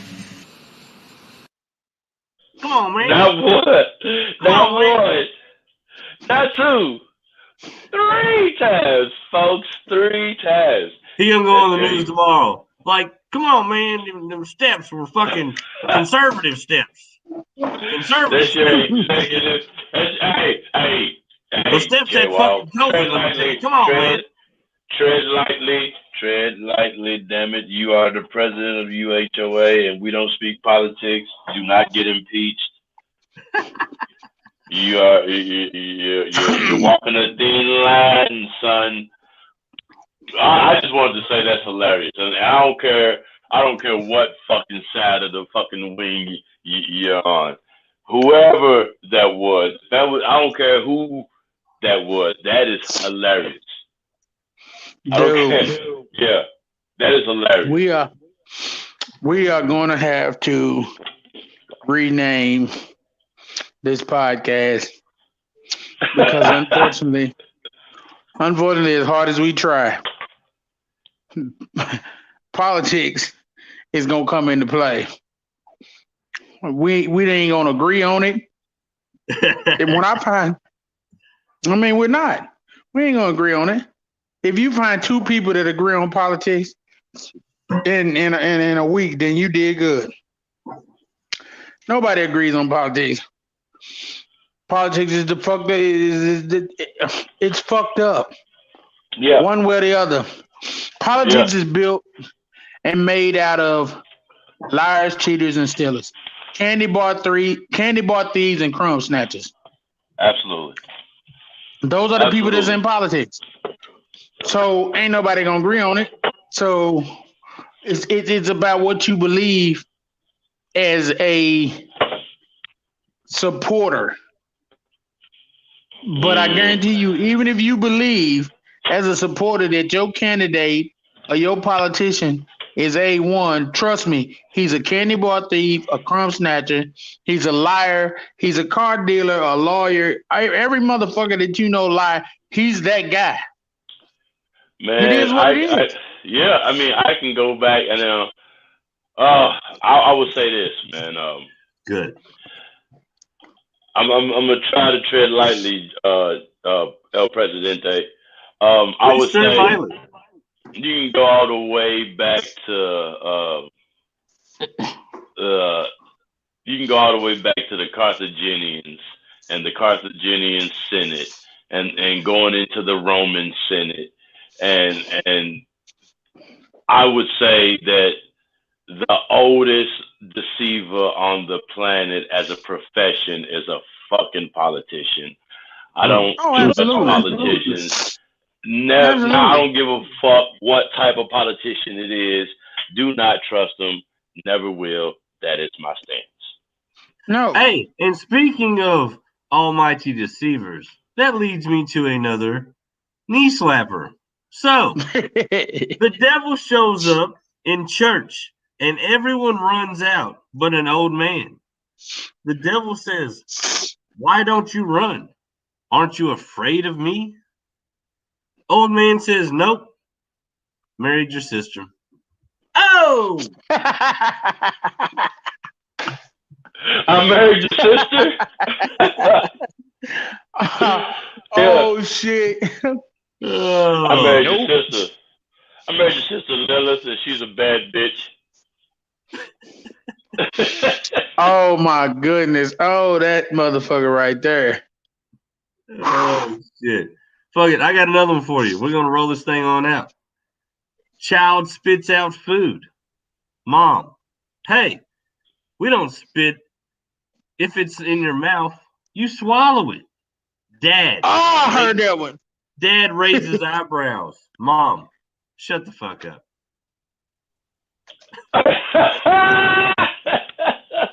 But, yeah. I heard that one. That's a good one. I heard that one too. That's a good one. You're like, hey, when did that become a rule in this house? We got to get to where we can make calls up out of here. From the cameras, where we can make. What type of calls you talking about exactly? Well, we can make video calls from the podcast to other motherfuckers. We got to get to where we can do that. Oh, well, yeah, that would be dope, actually. Yeah, we need that. Where we can call them? Yeah, where we can call them.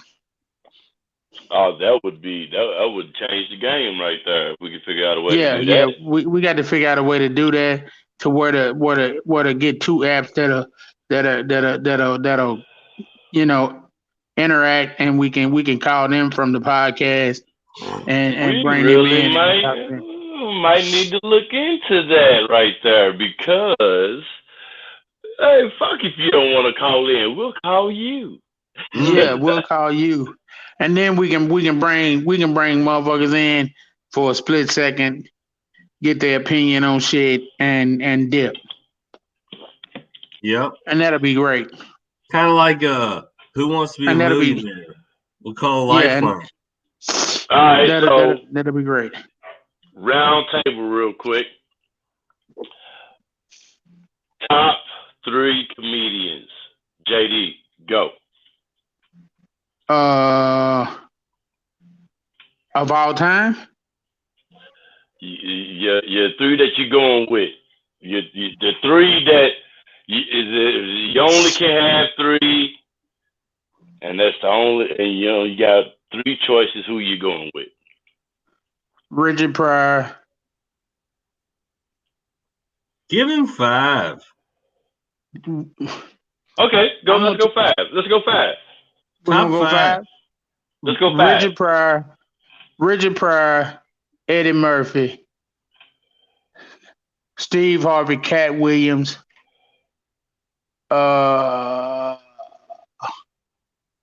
Give me Robin Williams, just because God rest his soul, I feel like he left here before he even really had time to blow, but I feel like he would have really lit this motherfucker up. So yeah, give me that. Give me Richard Pryor, Eddie Murphy, Steve Harvey, Cat Williams, and Robin Williams. I will say this about Robin Williams. His earlier stand-ups, if any of the watchers of this podcast, when you watch the rebroadcast and you get to this point, please go watch his earlier stand-ups. Oh, it's so fucking good. Like, Yeah, definitely.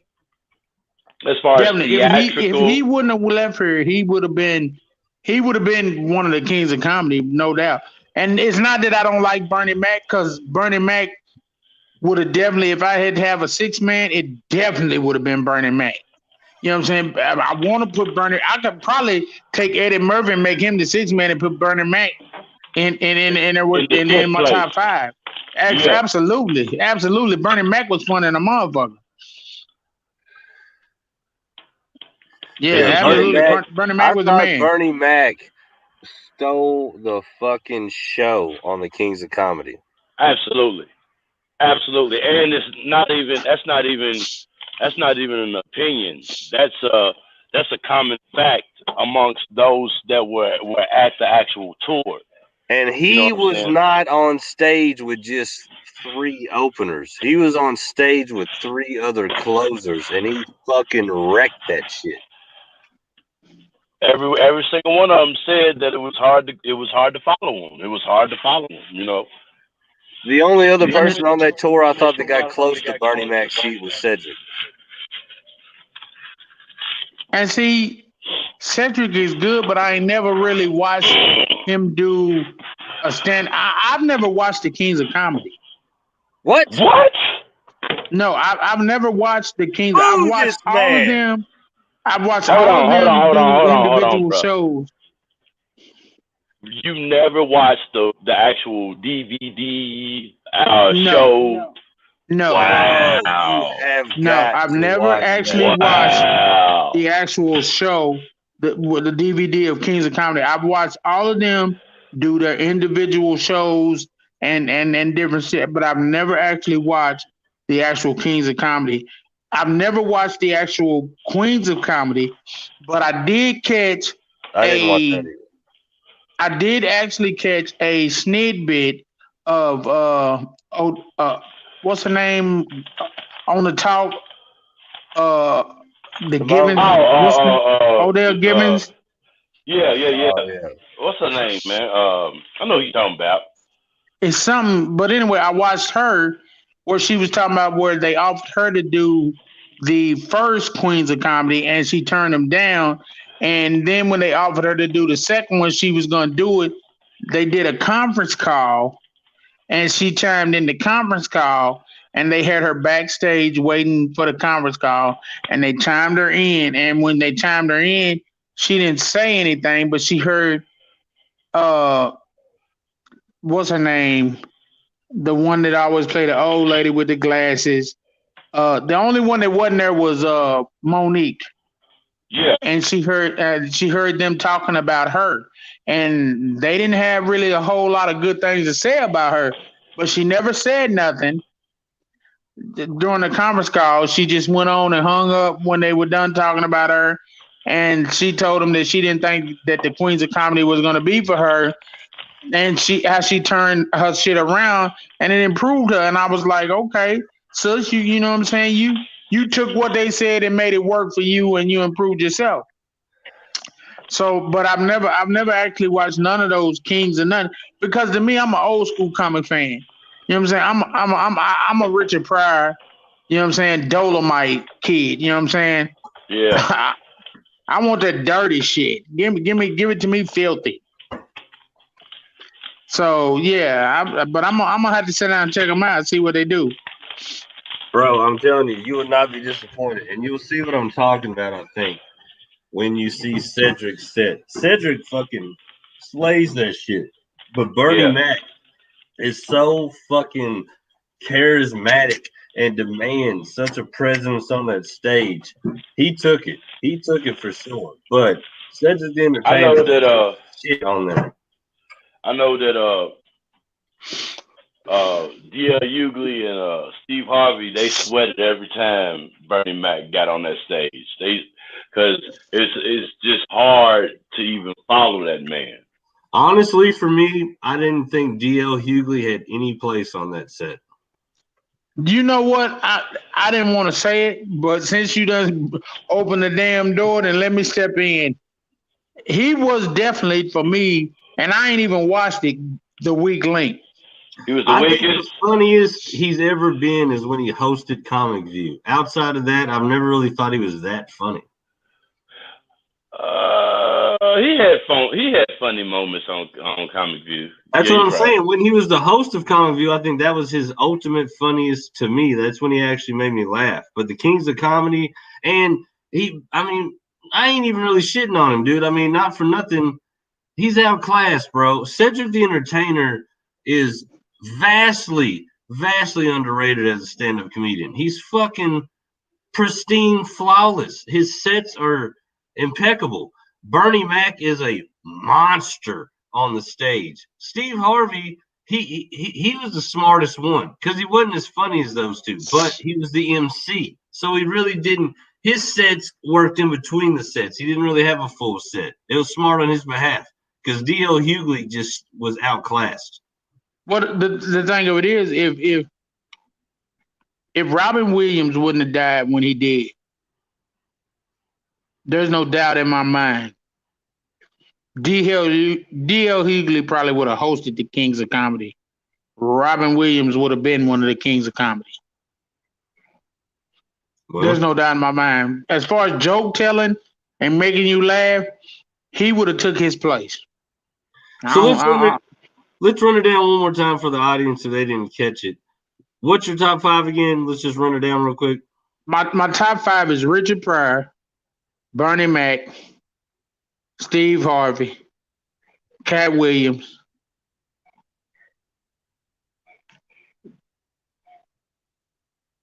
and Robin Williams. Robin Williams. All right. Robin Williams. Yeah. I mean, that's a solid 5. I don't think you can really. And Eddie Murphy is my 6th man. Not a bad man. Because everybody gotta have a good 6th man. So Eddie Murphy is my 6th man.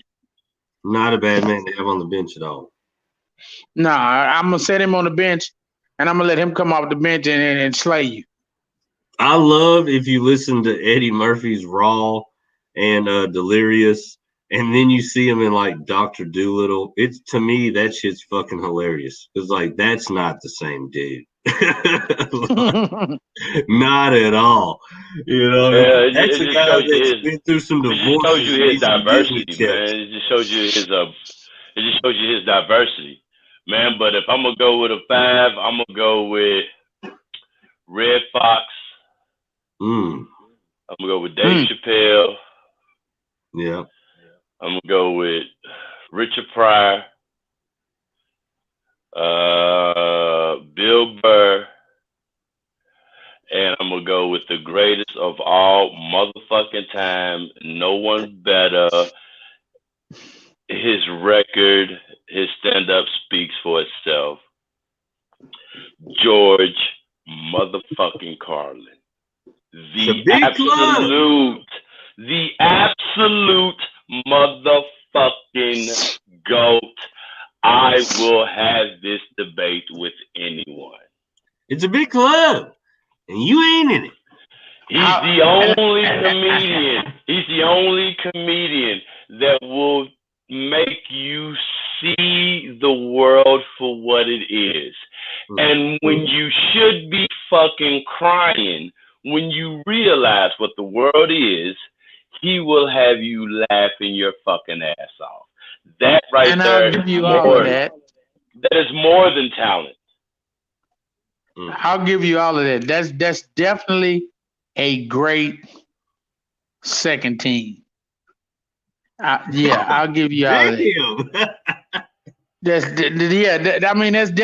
That's like a second team with that one player that you know is an all-star. Yeah, and he gonna get you your money. Richard Pryor's your all-star on that team. He ain't carrying the team, but you know if you need him to, he gonna put up 60. Yeah. And the rest of y'all only gotta put up 30 for y'all to win the game. Yeah. Yeah, that's a fabulous second team. I'm gonna give you that. That's where you got a team. That's where you got a team where you know that they all can put up 60. But yeah,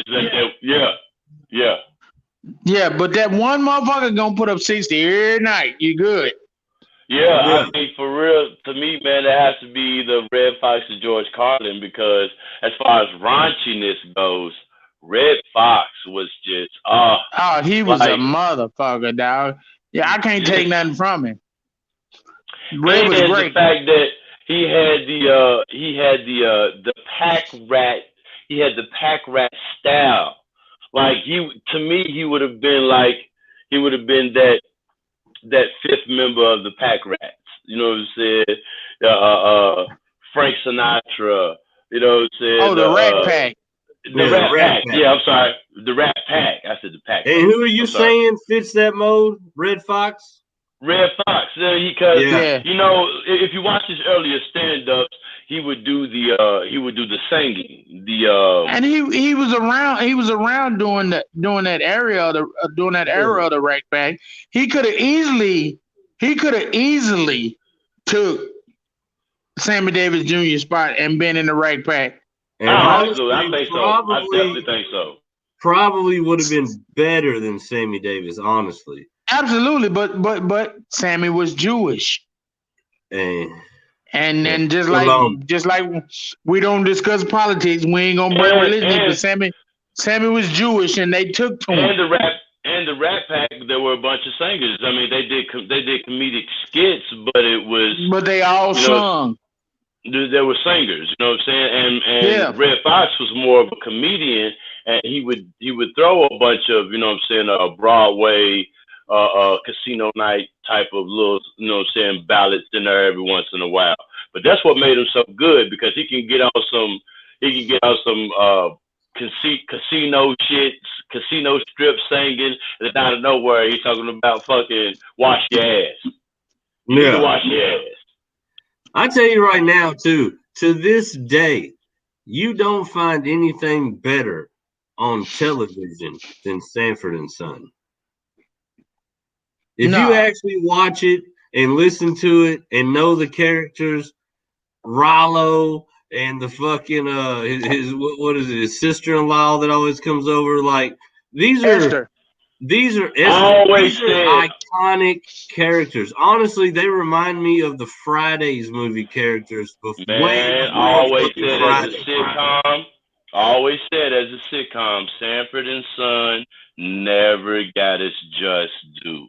It was that good. And to this day, it holds up. It's still hilarious. I love it. They paid their dues. I mean, complete slapstick comedy at a time when, I mean, come on, his show, Sanford and Son, was mainstream, prime time fucking broadcasting at that time. You know what I'm saying? It was one of them shows where, you know what I'm saying, it caught a real big buzz in the beginning, and then it fizzled off. You know what I'm saying? And then Red Fox went on to do other things, but the show itself still, I mean, they're still selling box. They're still selling box covers of this shit, man. CDs. They still selling DVDs of this shit. Look, this is United Hardheads of I'm not hiding none of this shit. We getting it in. Without this right here, we couldn't do the shit we do every day. I'm not promoting drinking. Listen, I want the kids, don't do what I do. Do what I say do. Hey, let me tell you something. Budweiser and every other fucking adult beverage maker would shun you for saying that. Yes, we promote drinking. Why? Because that one beer that you have after your hard fucking work day just saved someone's life. You may not see it that way, but it did. It really did. It may do that, Eric. It may do that. But what I'm saying when I say I don't promote drinking, I didn't hear me say, kids don't do what I do what I say do. Now, when you get grown, it's like going to truck driving school. When I went to truck driving school, I went to get them license. When I got ready to leave there, dude told me, I'm gonna teach you everything I know. When you leave here, forget about that. Do what you're trying to tell you. I bet not find out no child listening to this shit. I bet not find out no child is sitting up watching the UHOA podcast. Your fucking kids better be in bed getting ready for school. They better not be listening to this adult shit right here. Somebody's 16-year-old, somebody's 15, 14-year-old is playing on his phone in the bed at night, and they pick up on this shit and they watching it. Don't do what I do. Hey, JD. Do JD, what I say. Check it out. Would that be a lucky 16-year-old if he caught the episode of Cadbury's or Cutie? That'd be a lucky 16-year-old. I don't know. I didn't say enough on that show. I don't know if he'd be lucky or fucking doomed. Because just like it's motherfuckers, just like it's kids coming up in this world, it's like me, that's like y'all. It's little girls coming up in this world is like her, which means he might be broke. If he didn't pay attention to my lesson, he broke. Hey, let me say something on the point of JD is absolutely right, because I'm sure that every man would agree, especially if you're of our generation and age. It was much easier. It was much easier in our day and age to interact with the opposite sex. Wouldn't you agree? First of all, we had to get it out the mud. We had to actually get it. We had to actually be in the streets, be in the crowd, be in the fray in order to even get a conversation with these women. There was no social media. There was no jumping in somebody's inbox and DMing them and sending them a fucking dick pic. It was none of that. You had to holler at them. None of that. You had to do the groundwork. See, that might sound like such a easily heard universal phrase, but what you young cats don't understand is what that actually means. You got to holler at them. That means you got to walk up to them and give them your best mouthful of jargon to try to get them digits. That's what it means to holler at a girl. Wait, you gotta give them. You gotta give them the correct phrase. Through an app. You ain't no holler app. J-Wall, you gotta give them the correct phrase. Back then, if you didn't have what women call the gift of the gab, if you couldn't speak what you was thinking, your ass wasn't. Yeah. Cardi B just sat there and told you broke cats don't deserve no cat. You heard all them chicks in the background. I know that's right. Cardi lying to y'all. That broke dude, he deserves it just as much as that rich dude. That rich dude feel like if I do you bad, I can spend some money and you back in there. So broke guy, you got to go a little harder. You know what I'm saying? You got to speak shit and then you got to show up. What do y'all also lied? Cardi B also lied. Straight lied to him. In her hit song, she says, now understand, Cardi B is a married woman. Now, she says to all these impressionable, gullible females out here in the world, she says in her hit song, she doesn't cook, she doesn't clean, but she still got a ring. Let me tell you something. She ain't got no place in my house. If you think is that what you want to say? If you think that woman if you think that woman ain't got her ass in that kitchen and made that man a grilled cheese, if you think that motherfucker ain't made a pot of water for some pasta or some rice type food, You are out of your fucking mind. Because go on and tell the truth. Go on and tell the truth. If she didn't put that water on for that dope to boil, she ain't got no home. Go on, tell the truth. We real mother. Before we had real jobs, we hustled. If she didn't put that water on for that dope to boil, bitch, you ain't got no job. I don't care how much money you get. You, first of all, you married a man from the South. I don't care. You married a man. You married a man.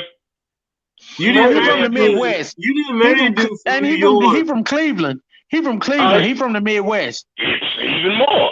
Yeah. From the Midwest. We like home cooked meals. We like home cooked meals, and we thoroughly enjoy home cooked meals when it's made by the women or the woman that we love. Absolutely. Wait a second. Offset ain't from Atlanta? No, he from the Midwest. They from Cleveland. Him and Quavo and that other the motherfucker. Him and Quavo and then Offset and whatever his name is set up. You know the third one that nobody never remembers. Set it. Yeah. I think it Set It Off or something. But Set It Off or whatever. Yeah. It's something opposite of Offset. But yeah, they all from Cleveland. They from the Midwest. What? I thought these motherfuckers were from Atlanta. Fuck no. They migrated. They migrated to get that shit. Glorified Bone Thugs 2.0. Except they migrated, yeah. So that's crazy, man. I really did think these motherfuckers were from Atlanta like this whole time. I did not know that. No. Bone Thugs come out, then LeBron put the state on his back and carried that motherfucker, and then Quavo and Offset and that other motherfucker came out. And Lord forgive me, I don't mean to call him that other motherfucker. I just call him that because I don't know his name. You know, in actuality, he came with him, and then now they booming. You know what I'm saying? But yeah, they from the A. Speaking of LeBron James, I want to just say something to LeBron. If you ever see this episode, man, you are so lucky that Lala twisted Carmelo's head up because he was way better than you. And you fucking know it. All right, never mind. All right, so what else were we saying? Damn, I'm gonna have to slap my damn head on that. Whoa. Hey, but you know what though? Numbers, that's not even true. Carmelo Anthony. By the numbers, that is no way true. Wait, I seen the video. J Wall hit me to the video. Somebody else hit me to it, and then J Wall showed it to me. The video of her on, what was it? Power. Listen, I don't give a damn. Oh my God, yeah. I know how YouTube takes this, but Lala can twist anything I got. Cause that video, my God, I knew she was cold. But my God, she is cold. Yo, let me tell you something. Boy, he's stupid as hell for getting caught on that boat. Right? I'm telling you, if it wasn't for Lala, Carmelo would be the person we're talking about, not LeBron. Hey, as men, we have all had that experience, that spine tingling experience of seeing that one woman completely nude in front of you and thinking, oh my God, her body is gorgeous. Correct? We've all had this experience. Yeah. Now, I like to say let me tell you something. I ain't had that. Yeah, you've had that a few times. I can tell. I want to say I ain't had that, but hey, but what I'm saying is this, man. When I seen Lala, I was like, bruh, that is not real. She is, hey, bruh, that is beyond crazy, bruh. Like, dude, I watched it over and over. The bad thing is her entire career. Her entire career, she's been so much doper than all three Kardashians. She looks like a fucking painting, bro. She's like a goddamn painting. Check it out. Her entire career, from when she was on TRL on MTV, she's been doper than all three Kardashians and Amber Rose and Black China and Nicki Minaj, and she's never got that just due. But she's naturally so much doper than all those bitches. I honestly never looked at her like that before Power. Never. Are you crazy, dude? She's been never. hot. I'm being honest. I never looked at her like that before Power. When I seen her in that season Power, I was like, God. I know a diamond in the rough as soon as I see it every time. Hey, I knew at MTV TRL back in early 2000s she was bad, and she's been bad ever since. Look, and I'll give you that. But I watched a video. Somebody sent me a video last week, and I deleted it before I watched the entire video. But I'm gonna put this out there. Somebody sent me a video of Kylie Jenner and Tiger. And I'm gonna tell you, Ray J and Kim need to go back to whoever got their video and buy all of them copies back and get that motherfucker off their net, because Kylie is killing them. She killed Kim. Yeah, I ain't gonna say Tiger killed Ray J, but Kylie killed Kim. But did you see Kylie before thousands of dollars of surgery? I did not. Kendall was way the hotter of the Jenner sisters, and then Kylie got thousands of dollars worth of surgery. Absolutely. None of that shit's real. Facts. So what I'm gonna say is this. And I'm gonna go back. She had good surgery. And when you watch the replay, let me tell you though. Heard me. But wait a second. When you watch the replay, you will have heard me say this earlier when I was speaking on Lala. Naturally, dopest in the game. Hey, but let me say, like Lala's JD said though, she's a banger. Like JD said though, her surgeon is the best surgeon on the planet. Yeah, Kylie got a great surgeon. Because she looks. Or none. He's that dude. If I had Jay Wall, she wasn't. Come on, let's be honest now. She wasn't bad looking before the surgery though. But she was the uglier of the Jenner sisters. Kendall, she was. Kendall came out naturally way prettier than Kendall was already a model before Kylie got any of the surgery. She was the ugly duckling. She was the ugly But the thing of it is, Jay, well, you can't say when you can't say ugly in the same sentence with Kardashian or Jenner, whatever last name you want to use from. You can't put ugly in that sentence with them, because ain't none of them ugly. All of them. I mean, plumb down to Chloe. You can wake up and look at them bitches and be like, "Damn, I'm doing all right." I'll just go ahead and put this on the record. My favorite is Courtney, but nevertheless, absolutely. Which one is Courtney? The middle one, the reserve one, right? The white weirdo side or whatever. Yeah, see. Hey, Jay Wall, that's the one that's quiet. That's the one that doesn't shame too much in the news all the time, right? Exactly. Yeah. That's she's not. And she's the only one that like that blasted with surgery. But I like the thickness. I like the thickness on the old girl though. Who? The one with the surgeries. They've all had surgery. What are you talking about? Kylie. The thickness on Kylie. Kim's had surgery. Chloe's had surgery. That oldest one is my favorite though. Kim needs to Courtney's the dopest. No, the oldest one, the one that's older than Kim. No, Courtney is the thickest one, right? Courtney is the bigger one. No, Courtney is like the regularest looking one. I'm dizzy. I'm fucking dizzy. I don't know which one is which. But she's the dopest. No, I know. I like the one that's older than Kim. What's her name? Oh, the one that Tristan Thompson is fucking with. The quiet one. That's the one I'm talking about. The quiet one. Yeah. No, that's you talking about the baby. That's you talking about the baby sister. I'm talking about the older sister.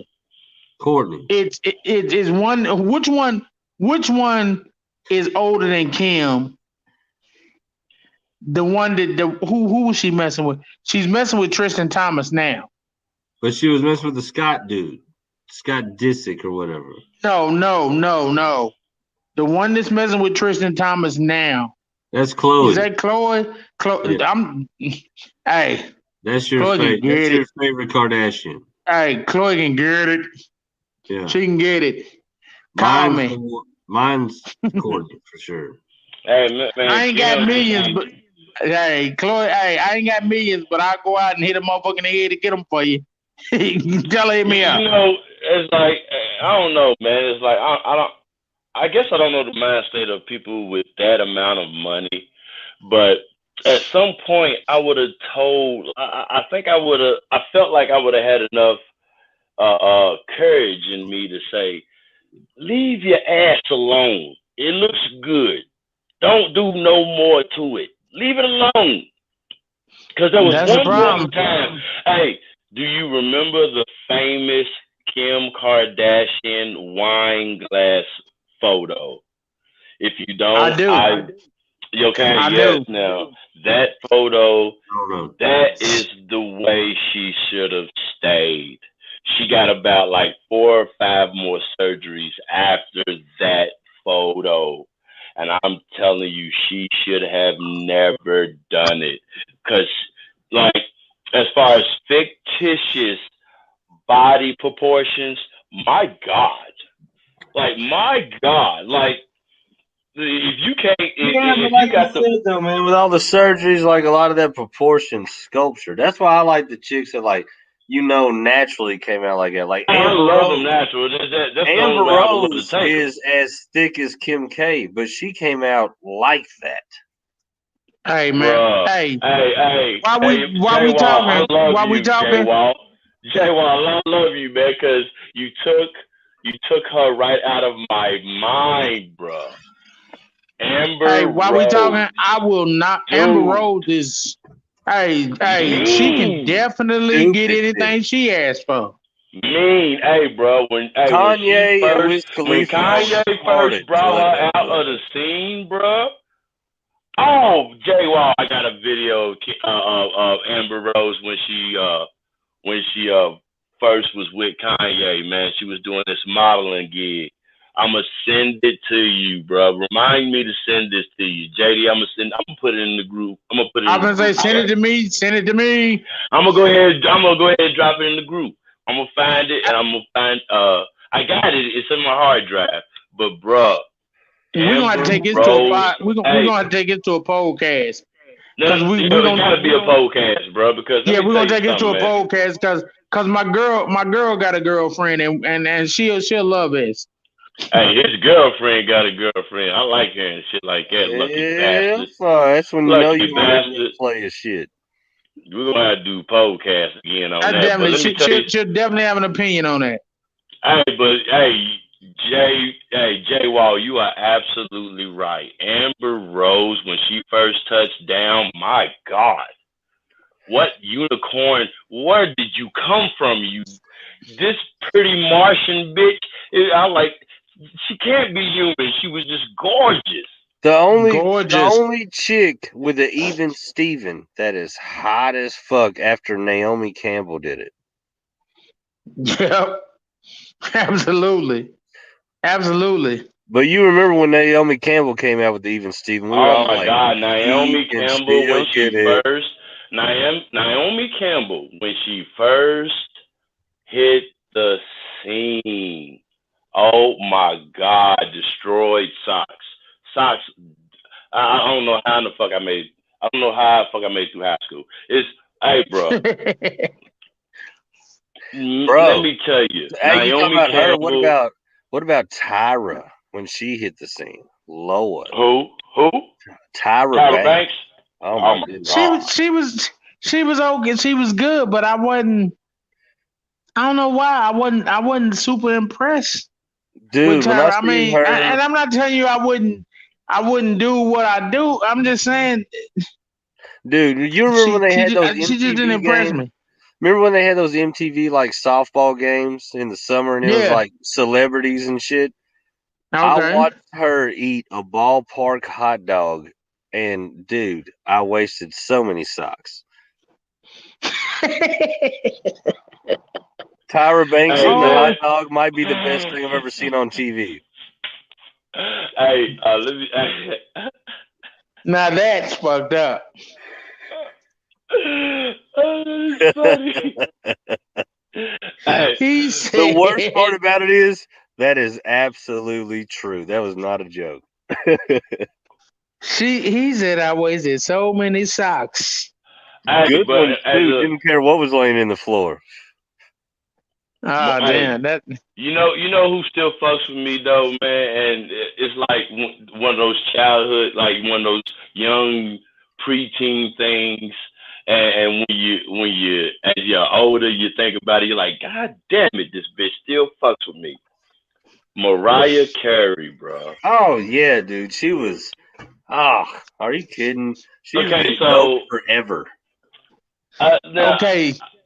Okay, ladies and gentlemen, next week on the UHO, women that did it for you as teenagers. Yeah. There you go. Women that did it for you as teenagers. Oh God. Hey, JD, J-Wall, remember Big Legs? Big Legs from BET? Yeah. My God, she was thick. Oh my God, dude. I used to have dreams. I used to have dreams of just licking her legs like a lollipop. Just like hey, dude, every time I see In Living Color come on TV and she dancing that last boy, listen, I feel you. Dude, she got the beautifulest legs I've ever seen. Yes, sir. Honestly, every time I watch In Living Color reruns, I always look for J-Lo. Every time. She was nothing compared to Big Legs. Nothing. Somebody tell me how Alice Rodriguez fucked up the J-Lo thing. No, man. You can't put that on my guy A-Rod, man. J-Lo tell me what happened. J-Lo is bro. Oh my God, bro. How can you not put that on him, dude? J-Lo is a sucker of souls, man. P. Diddy, Ben Affleck, Mark Anthony. Dude, she sucks them dry, bro. If you've noticed, everybody that she's with them like while the bag still looks pretty healthy. When it's like, whatever happened to A-Rod? She's already on Derek Jeter, bro. Dude, did you actually?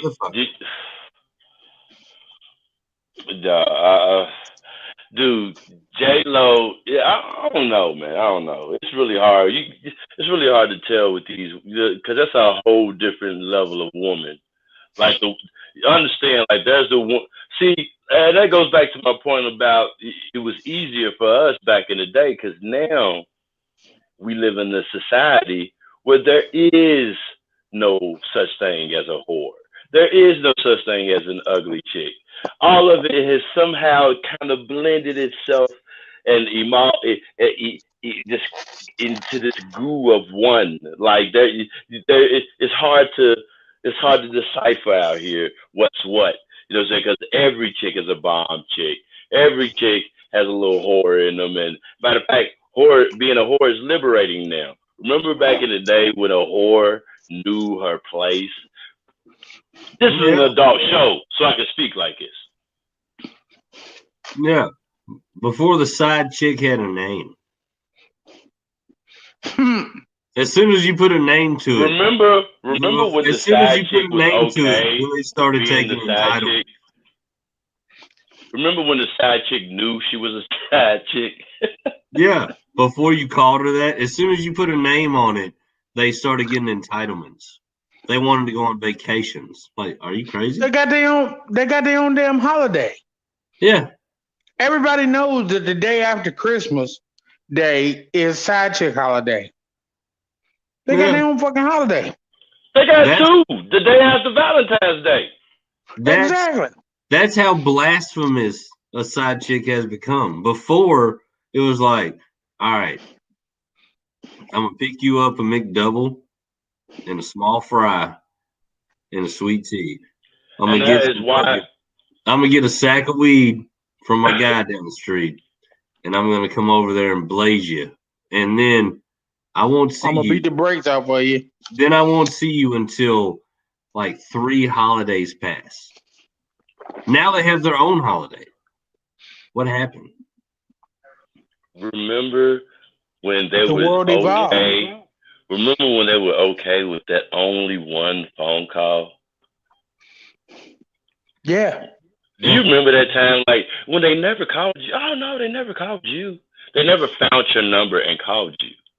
You were waiting for you to call them.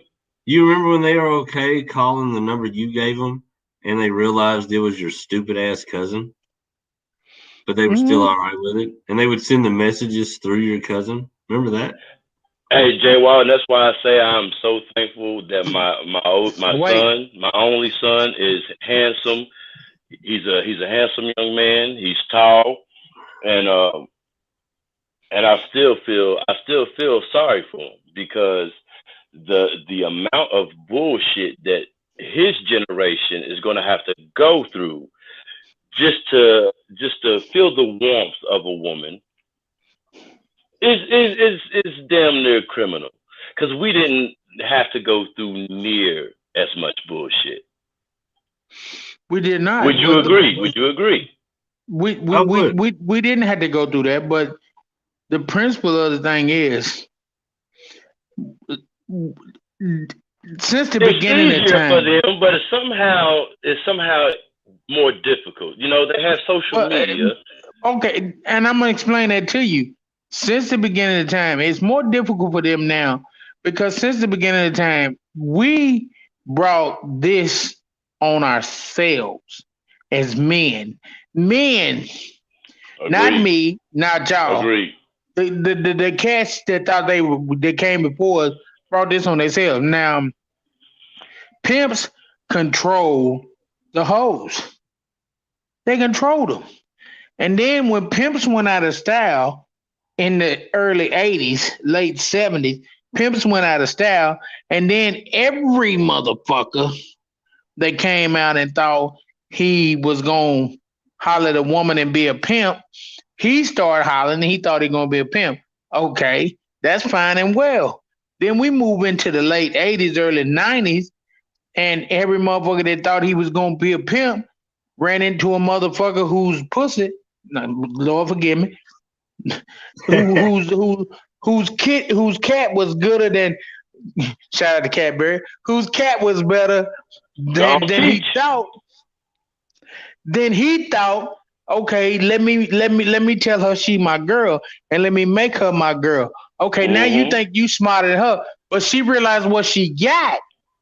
At that point, when she realized what she got, women have come full circle at that point. I realized what I got. So now you ain't in control at all. I don't give a fuck who you think you are or who you think you playing. You ain't got what I got. You want what I got. But so do these other 450 motherfuckers over here standing on the sideline. They want what they think you getting. And then there we go. And at that point, the game changed. So then you run into a motherfucker. I ain't pointing no fingers. And I'm like, okay, look, let me show you how to let me show you how to raise the standard. Because I'm gonna show you how to raise standing. Well, I need, you ain't getting that. Well, I want, you ain't getting that. Oh, you hungry? Let's go eat. You want to go vacation? Well, I'm going so-and-so. You want to go? Yeah, I want to go. Well, let's go. I'm going anyway. So me taking you don't mean shit to me because I'm going anyway. Whether I go with you or whether I take you with, I'm going with whether you go or not. I'm going. Well, let's go. And we go. Well, when we come back. That's what you call incorporated luxury. Exactly. No, it's called quality time. I had a little chick from Nashville was like when I approached her with it, she was like, "Oh, you want to take me out of?" I said, we just gonna spend some quality time." "Oh, you ain't trying to fuck?" "No, I just want to spend some quality time with you and get to know you." Took her to Atlanta for the weekend. Spent the weekend with her. I slept the majority of the weekend because I worked all weekend. I was exhausted. I had a business meeting down there. I did my business meeting. I got down on a Friday night. I did my business meeting on Saturday. I went back to the hotel, laid up on her motherfucking chest, slept. When I got up, I took her back out. We ate, came back. I slept the rest of the night, put her in the car, and brought her home. She was like, "I just knew you was gonna leave me in Atlanta." Why? Because ain't no motherfucker ever took me out of town and just brought me. Why wouldn't I? I took you out of town. Why wouldn't I bring you back? It's on my way home. You know what I'm saying? So now the game changes again. It don't change for everybody. It changed for JD because JD changed the game.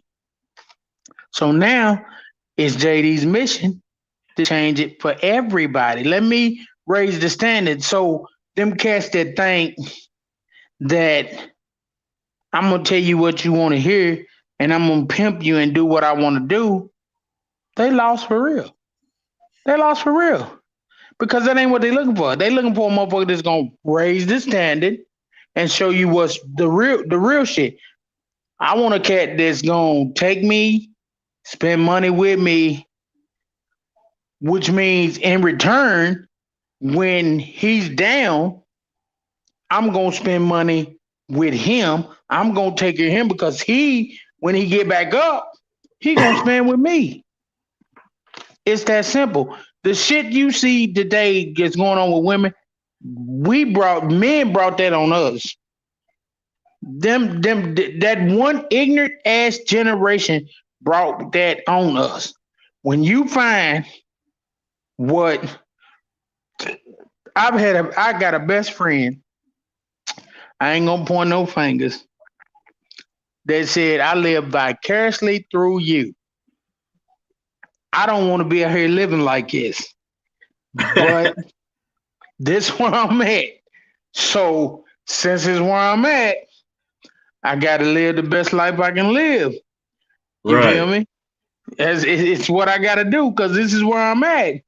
I'm looking for the same shit my friends got, the same shit my family. I'm looking for a wife, a home, I'm looking for that shit where I can come on every day, throw my hat on the chair and take a shower and say, "Whoo, baby, it's good to be home." Looking for it, waiting on it. It ain't come yet. But the way we live today, that's the shit we brought on our damn self. It just is what it is. We got to deal with it. That's the thing, man. That's the thing I've learned. I would agree with you. Just about humans in general, no matter what it is, the scenario, the situation, the changing times, the change in tech, the change in mentality, the change in music. Man, a real motherfucking human being out here, no matter what, we're like Play-Doh, man. We just gotta fit the mold to get to the next one. You know what I mean? And run with it. And it is what it is. You know what I mean? Of course, I'm always the motherfucker that, the square peg that they trying to get me into. For some reason, I'm always more of a circle type of cat. You know what I mean? So I always try to finagle my way back around to the peg that suits me the best. But no matter what, no matter how you do, you always gotta shook and jive and move and lateral to what's gonna appease you the best in the world as it is now. You know what I mean? Yeah. And that's the same thing when it comes to women and everything else. You know what I mean? Like back in the day, you just got a number. You get a number, and you get to talk to them. Then eventually you meet the family. Now they meet the family off the first conjunction because the whole family's on their Facebook. They barely even meet the family. They just socialize with them on Facebook.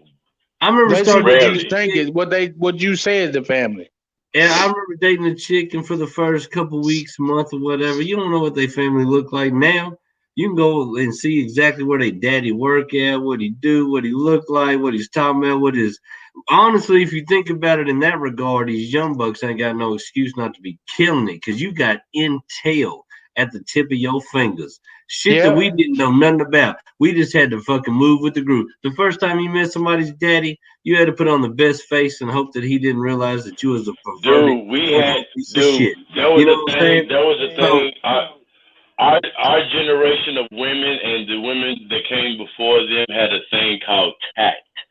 Yeah. You see, you would have to get them in the bedroom in order to find out how kinky or whorish they really were. You know what I'm saying? Now you can actually peruse through a motherfucker's Facebook and find out all the kinks, or Instagram page, and find out all the kinks that you want to find out about the what person liquor, that you're what liquor they interested in. drink, There what is liquor no more they drink, mystery. what clubs they like to go to, what side of town they from. Or honestly, you young motherfuckers out here, man, got it easy breezy, beautiful cover girls. That's all you should be getting is cover girls. If any of you motherfuckers is hitting 5s or below, you all are sad saps. You got mad until I remember walking up on a chick's crib and not knowing what her daddy looked like.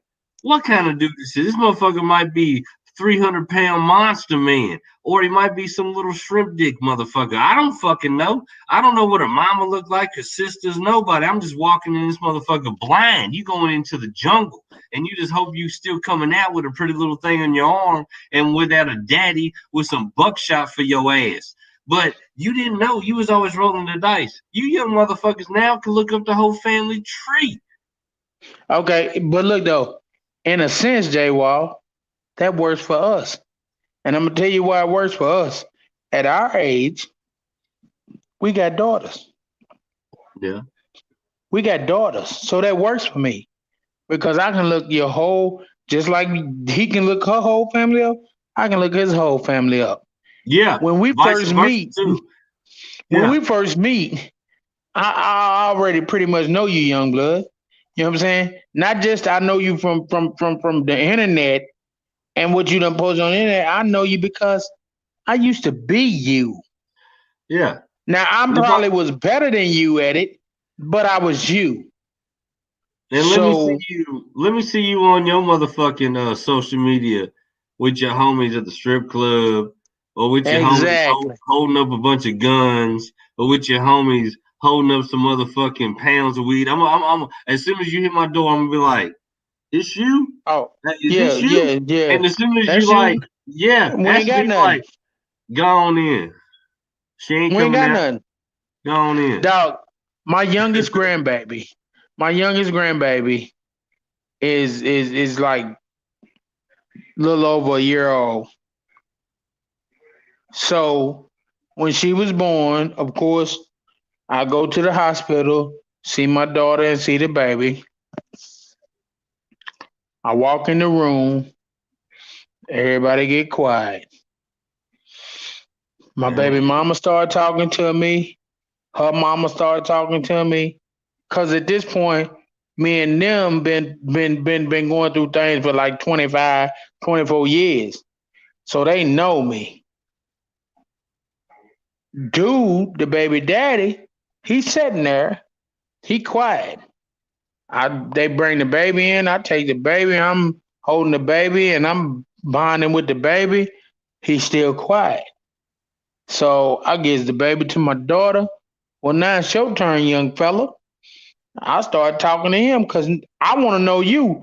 Because that baby is a day old. Me and you gonna deal for the next 18. He talks, tells me about his family, yada yada this, yada yada that. I get ready to go. I leave, my baby mama leave. On the way down, my baby mama was like, I was glad you showed up when you did. And I was like, why? She was like, because he was in there talking just dirt bad to me and my mama and Simone. He just talking bad to us. What do you mean he talking bad to y'all? Man, he had a whole lot to say when you before you came in. So my nephew go up there to see her after that. A couple of days after that, my nephew walk in the room. Dude get quiet again. He ain't got no words. Okay. Come on out. I hits my baby mama. What's up with him? I don't know, but when y'all ain't around, he just talk dirt. Oh no, we gonna fix that. We gonna fix that. Cause whatever you can say to them, you can say to me. That's your daughter. Right here and there. You know what I'm saying? Yeah. That's your daughter. And I don't mind you checking a motherfucker about your daughter, because I'll check a motherfucker about mine. But whatever you want to check one of us about, you gonna check that right there. You ain't, that's not it. I told him straight up the day I went to see the baby, I told him straight up, I'll beat a motherfucker to death about mine. And that one laying in that bed is mine. I paid the price. I dealt with her mammy. Man, I'll put on that orange jumpsuit quick. You know what I'm saying? I'll put that motherfucking orange jumpsuit on and them motherfucking slides and slide all the way. Lay down the Jack Mac and pick up the push-ups. Fuck it. Don't get it twisted. I'll take that bullet and they can say they took my life because I asked a monkey about them right there. He was like, I got 13 brothers and sisters and I'm the best. I don't give a fuck if you got a motherfucking platoon.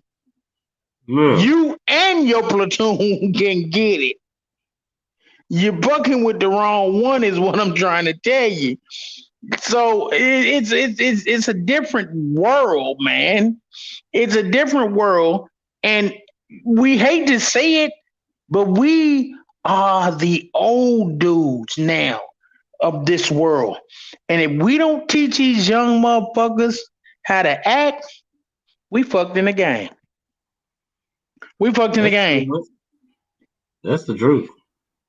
It just is what it is. When you know what, I had an old dude. I had an old dude tell me one time.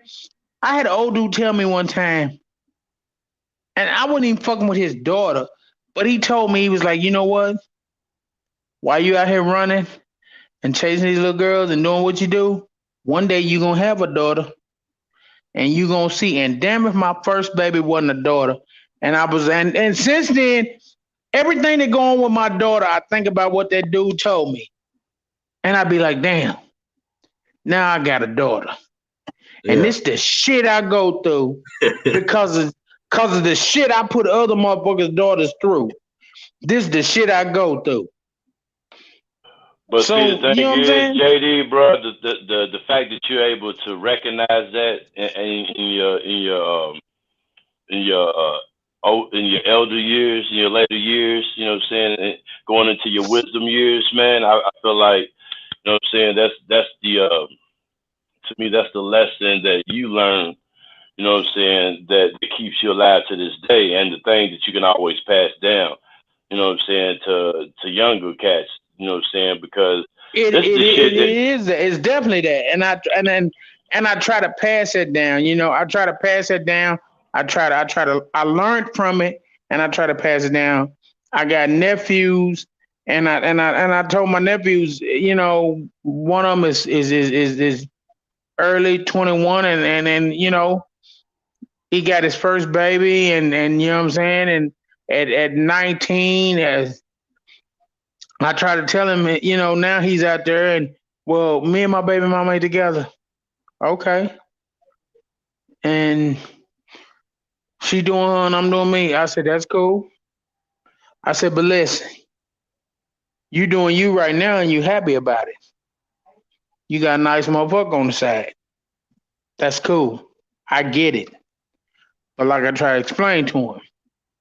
Now, when you see her, because that's the way it always works, you gonna see her out with that new motherfucker. Mm-hmm. Y'all know what I'm talking about because y'all been there. You ain't gonna hear about him nowhere else. Yeah. You gonna see her out with him, grinning, having a great time.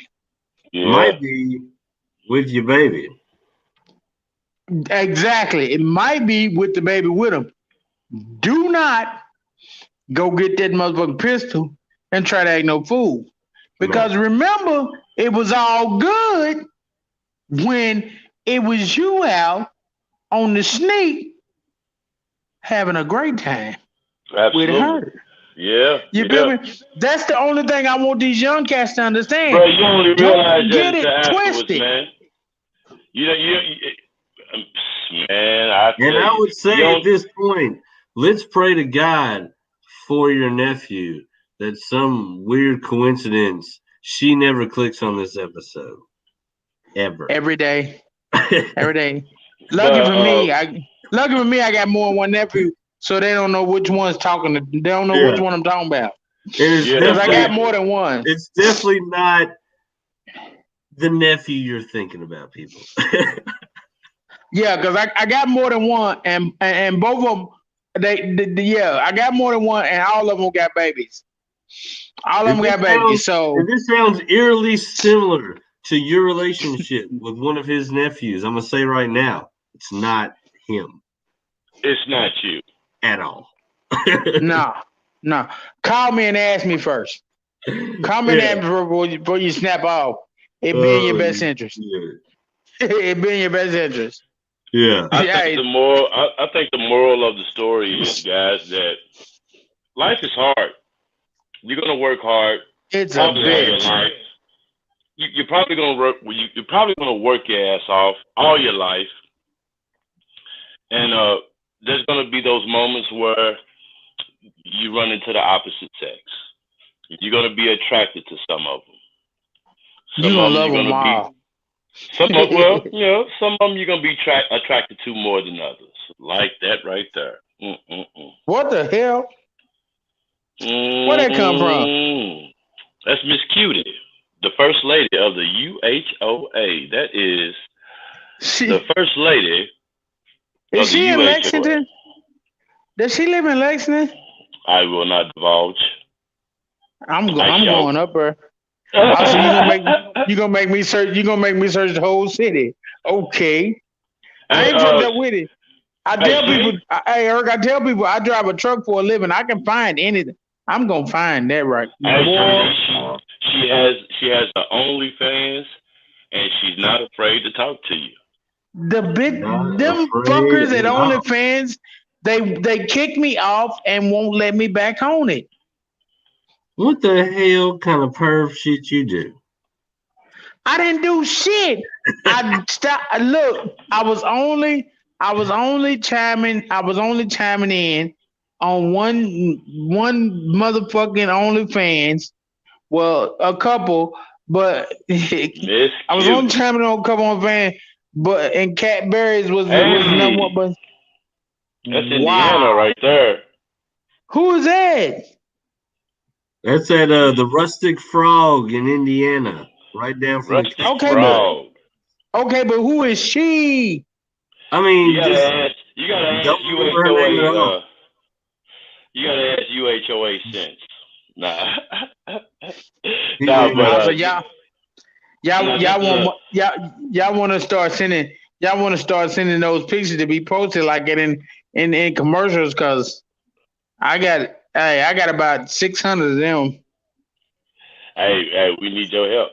We trying to get enough to make we can make a digital calendar. Oh, for the UHOA. I can make you. Already shown us, sir, that I got enough. I can make you 10, 15 calendars.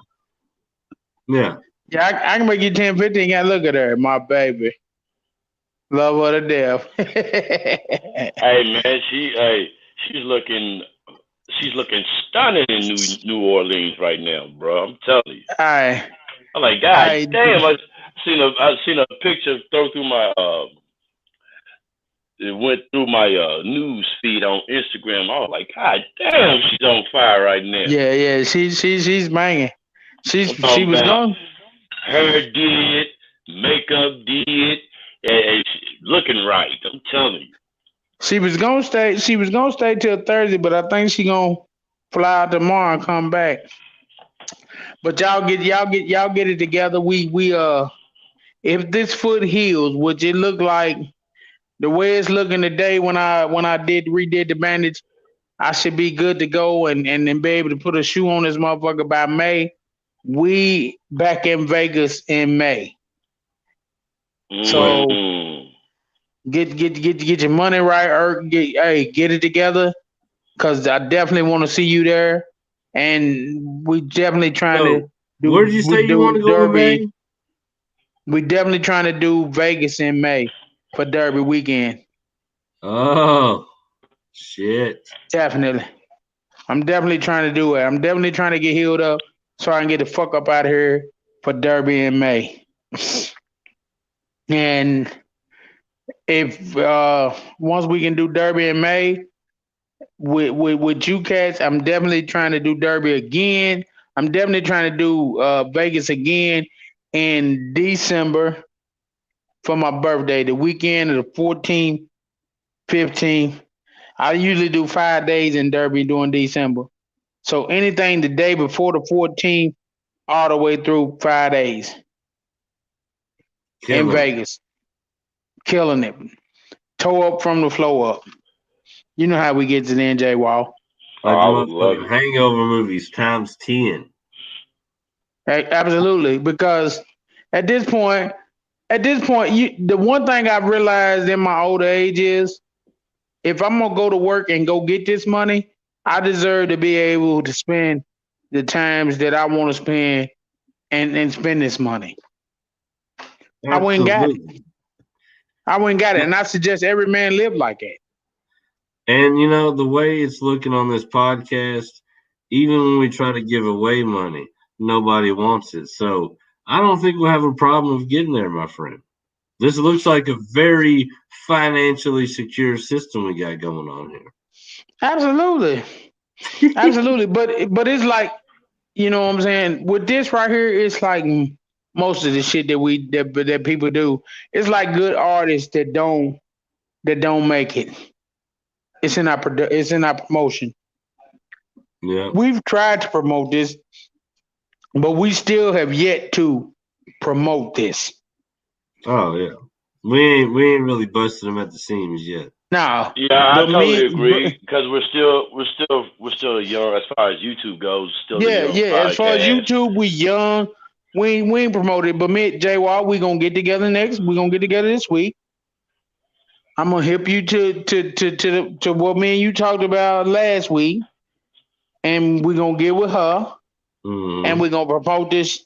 Once we get with her, then that'll put us on the national level as far as promotions, and we're gonna see what pops. I mean, honestly, guys, I think what we're doing right now is we can always add some more season and add more flavor to the pot. Of course, I'm always open for ideas when it comes to that. But as far as what we're doing now, we're on the right path, guys. With young podcasts like ours, you know what I'm saying? Ill's World Podcast. Somebody got to say this shit. You know, the value comes from our replays. So we don't, you know what I'm saying, being that we're young, you know what I'm saying, we have a small subscriber base right now. We're going to have these moments where, you know, not as many people is going to show up, but the rebroadcast numbers are going to steadily increase. And once those numbers increase and the episodes increase, you'll have more people coming in. And as you see, it's true. Like J-Wall started with 0 subscribers. And we appreciate everyone that subscribed to the UHOA YouTube channel. We really appreciate that, because those subscribers are just the beginning of what's to come. Like I said, we're not even in a full year of this podcast, and I love it. I love every episode. I think we're doing every episode right. And J-Wall would be the first one to hear about it if I thought different, if I thought otherwise. You know what I'm saying? Absolutely. So I think we just keep doing the steady trajectory, you know what I'm saying, that we're doing, you know, adding Apocalypse, UHOA Apocalypse to the scene with the Monday Night Mayhems. You know what I'm saying? That's a great look as far as content goes. I think we're bubbling, man. I think we're bubbling, and once it's gonna get to a point where we're at a full bubble, and ain't nobody gonna stop us. You know what I'm saying? So I mean, I love it. And the thing is, you didn't call in. You didn't call in to get your $50. That's fine, because what my man's gonna do, what my man El Presidente is gonna do is just take that money and put it to more UHOA swag. That's all we're gonna do. Hey. And they say you ain't gonna, and it's gonna take a while. It's gonna take a while, but we're gonna put that. We're gonna put that motherfucking flame underneath that ass, and we're gonna make you pay attention. We're gonna make you participate. We're gonna make you be active in these events.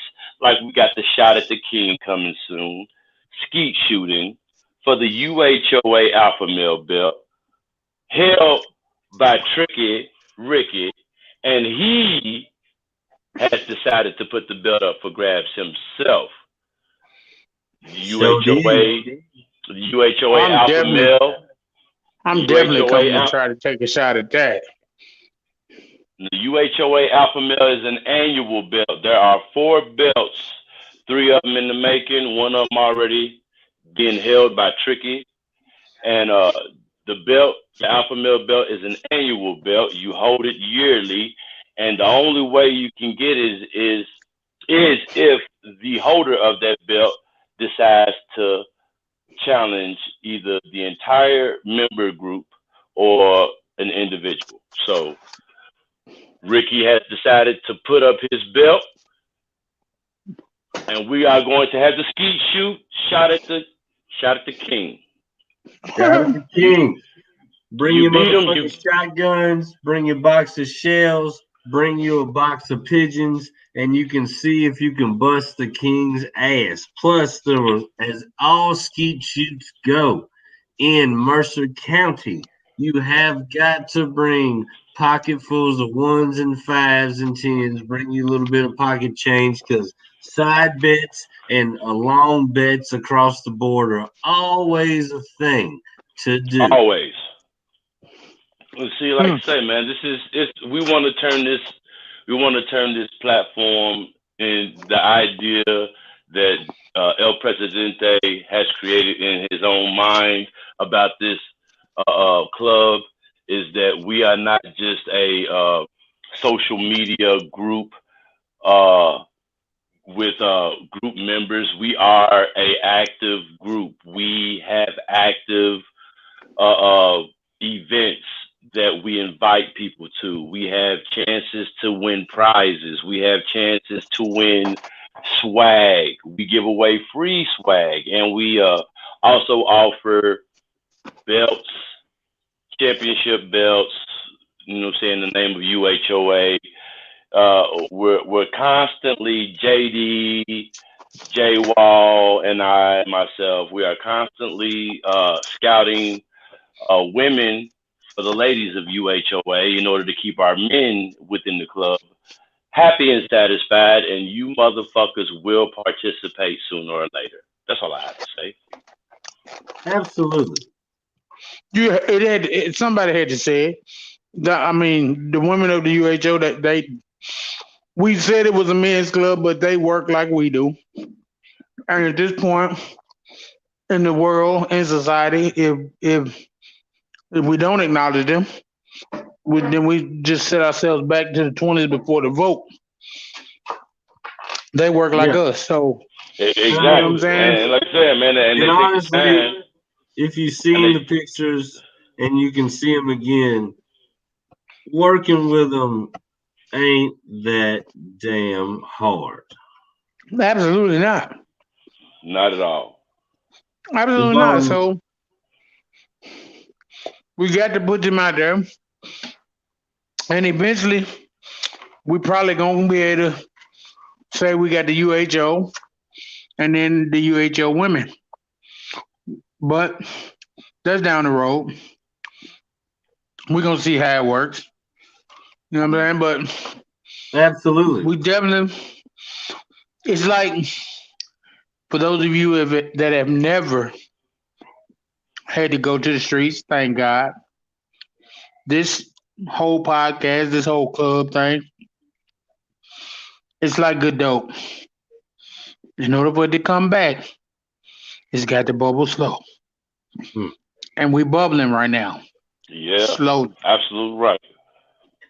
Absolutely. That's the best way to go right now. Because hey, man, we bringing great content. I myself personally enjoy having these conversations. You know, saying no matter where they go, you know, They're we just normal started off. conversation. Yeah, and that's the way it's supposed to be. We started off, slapstick, knee slapper jokes and everything. Then we get into a little bit more societal, deeper conversations, and that's the way men talk. That's how men supposed to talk amongst each other. And when Jay Wall came to me with it and told me what he was gonna do, and he was like, "Dog, we just sitting around having some drinks and talking shit, and you'll be perfect for that." And then I was like, I don't know. Yeah. I ain't the YouTube on TV type of guy, but I told him though. I told him JD. I told him. I told J Wall a couple of days ago. I was like, man, you got the charisma, and it's like to me. I told him, bro, it's like you've already done radio once before in your life. It's like and I haven't. But once we did the first podcast with Cadbury, and I know how me and her interact when it's just me and her. Yeah. And for me, that first podcast with her, that's what it was like. It was like me and her were interacting like we do when it's just me and her, because we make each other laugh like it and we joke like that. But you were there, Jay Wall was there, and Porter was there, and I was like, okay, maybe we can do this shit. Yeah. Maybe we can make this work. You know what I'm saying? And I'm like, okay, I'll give it a shot. Man, we put a mean team together, man. We're gonna walk straight to it, bro. Yeah, I'll give it a shot. And then when Jay Wall come up with the wrestling thing, I was like, well, I got a cat for you. And of course I brought Apocalypse through. And after he did that first show, Jay Wall was like, oh, he's that motherfucker. Okay. Absolutely. So we got that. So at that point, I was like, okay, I'm gonna executive produce this shit. I'm gonna come through with some shit for their ass so we can get this shit up and jumping. And I seen Porter on here, and you kept talking about Eels World, and I was like, that's my motherfucking niche right there. Cause if I don't know nothing else, I love music. And I know motherfuckers that got bars and motherfuckers that can't rap worth a fuck. So let me turn him on to some cats from my way and see what happens. Not trying to make a dollar off of them, but let's network and see if we can't network with some cats from my way, with some cats from his way, and maybe they'll put out a hot track or a hot album. Who knows?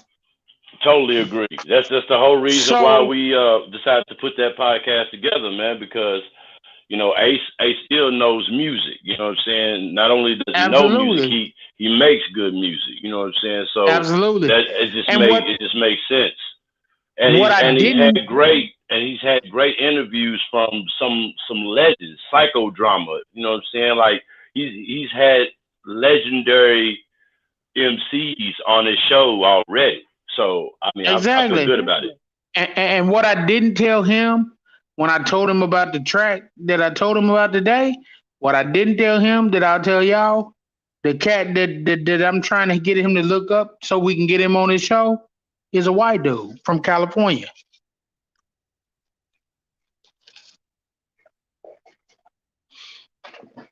That's why I told him, once you hear the track, it's gonna shock the shit out of you.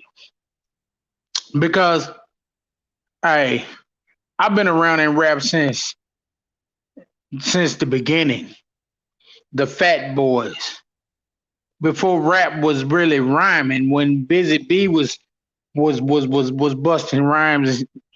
I've been around that. So I was like, okay. When the DJ was rhyming. Exactly. Yeah. So that's what I was like, dude, I'm going to, I told my brother-in-law, I said, I'm going to turn your boy on to him. And once motherfuckers hear him, maybe he can hook up with some of them cats from Chicago and they can go from there. So plus, he's out of California and lives in Louisville? You know the dude from California? He worked with him at Amazon right now. Oh, for real? Works with him at Amazon right now. The second artist that I want the second artist I want Porter to hear, she used to work with him over in Indiana at this place. My brother-in-law is an industrial engineer. The second artist I want to hear is a chick. She worked over in Indiana and she lives around Louisville, and her shit is cold and the motherfucker too. And I'm like, shit, I need to get these cats on. Let me see if I can promote them. If we can do some shit, get them started. If you don't stick your hand in everybody's pie, I don't need all your pie. I don't want all your pie. I just want a piece, a sliver. And we own it popping.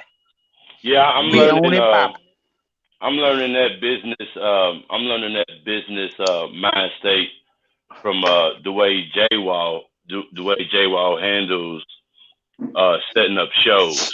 You know what I'm saying? Like he's very and most recently the way Ace Steel organized his last show. You know what I'm saying? Just to get that show together. You know what I'm saying? Because I mean, he went from a show where we was looking to not have any interviews to where he made an interview happen. So that's the type of work ethic that we gotta have. You know what I'm saying?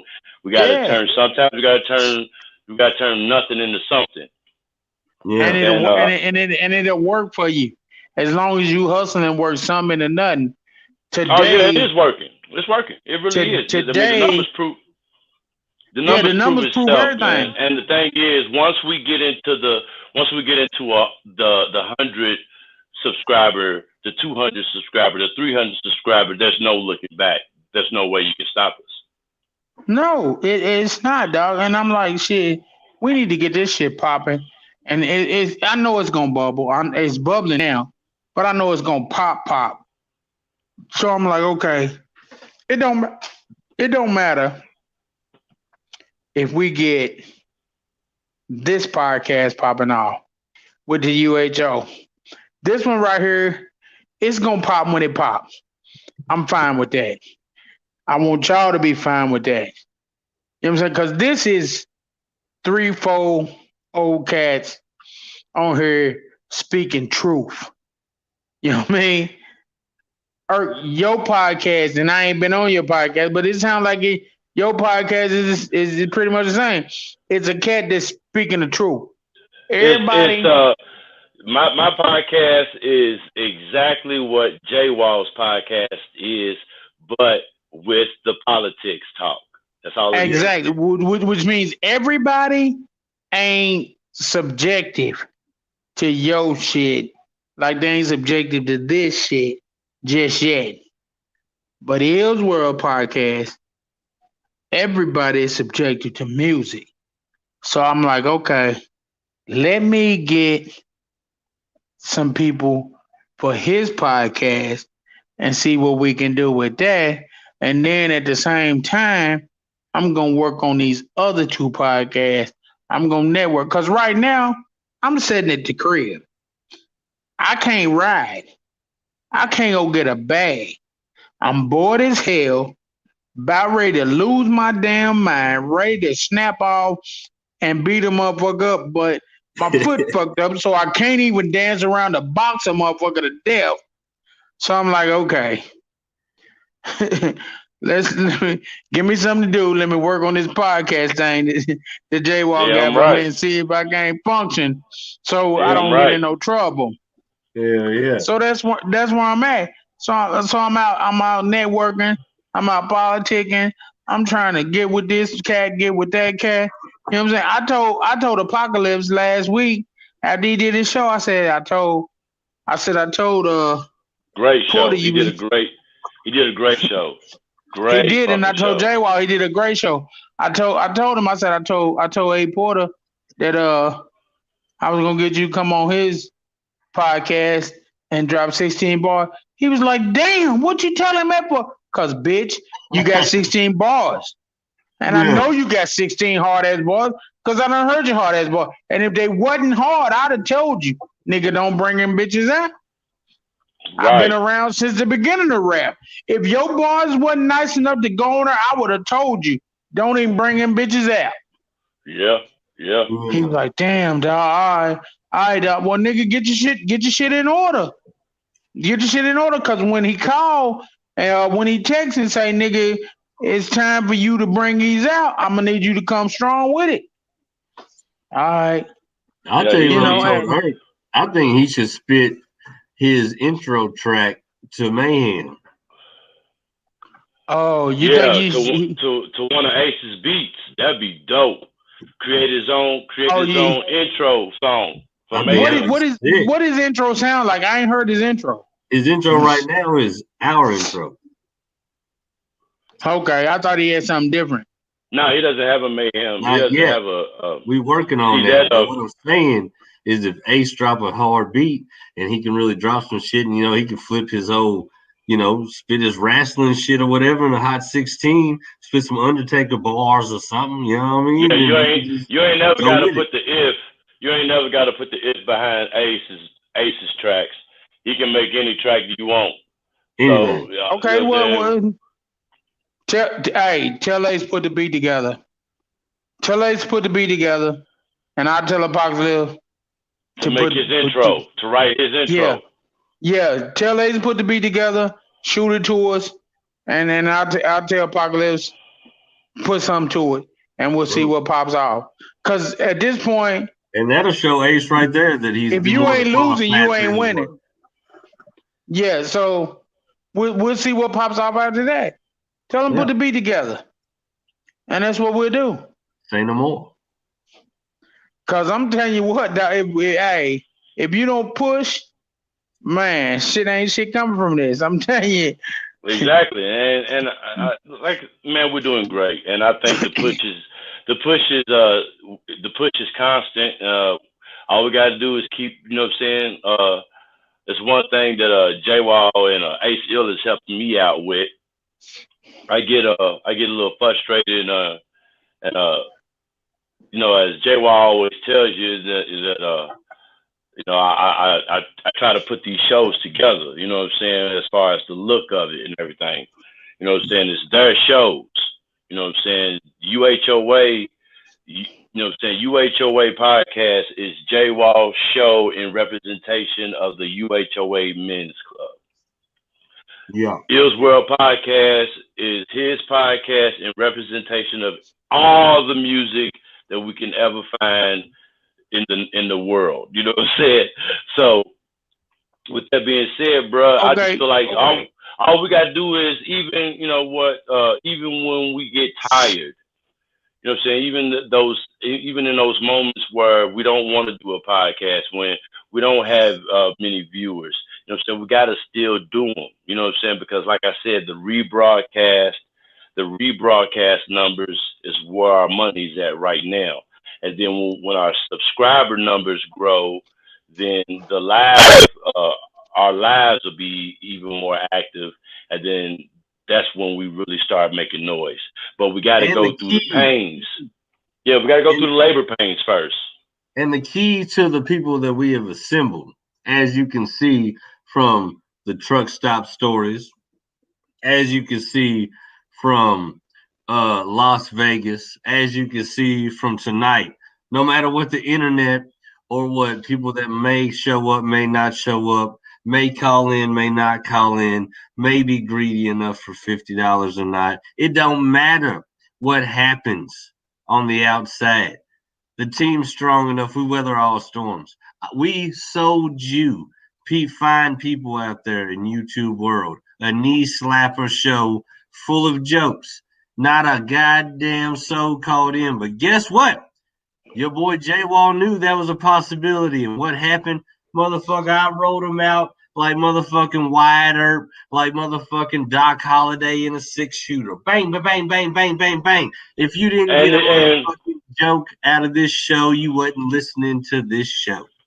And if you ask me, oh yeah, we definitely gonna run the knee slappers back. Yeah, that's we're gonna run that back. That's a new segment. It's a new segment of the show, man. It's a new segment of the podcast. Matter of fact, I'll go on and understand it.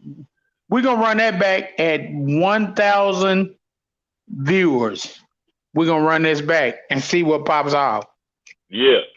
And see if it changes. But for this first one, for this first knee slapper, is my $50. Your $50. I was about to say J-Wall won that. Ain't that about a bitch? Hey. See, that's crazy. The vice president says the president won. But come on, man. None of you motherfuckers called in, and J-Wall was giving it to us the entire night. So don't give it to your president. All you gonna do is make swag anyway for your fucking hard hats. Hey, that's that politics bullshit. That's that politics bullshit. Give it to the president. What the fuck? Do politics, but we do it politics. That's that bullshit.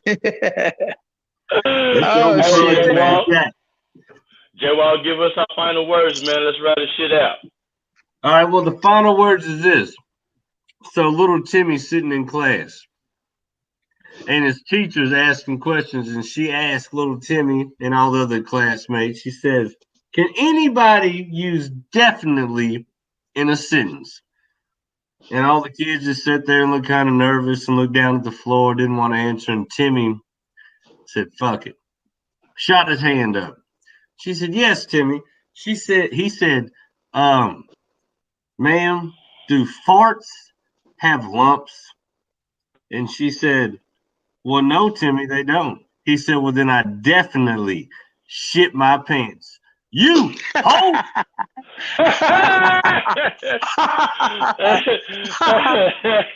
You're fucking crazy, man. Oh shit! And with that, slappers all around. We are out this bitch. I think we plugged it all. You all know who we are. You know what we stand to do. We're coming with some more heat next week. We will let you know as soon as we verify what we got cracking. But nonetheless, we ain't stopping. Sunday, we ain't stopping shit. Every Sunday, you can count on us or you can count on Jesus on Sunday, baby. We will be here. Come hell or high water, good Lord willing, the creek don't rise. Mm-hmm. Hey, J-Wall. Yes, sir. Do you know any religious jokes? Religious jokes? Shit, not right off the top of my fucking head, I don't. That's okay, because I got one for you. Let's hear it.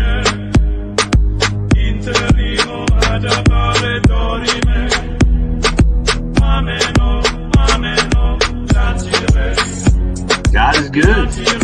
That's fucked up.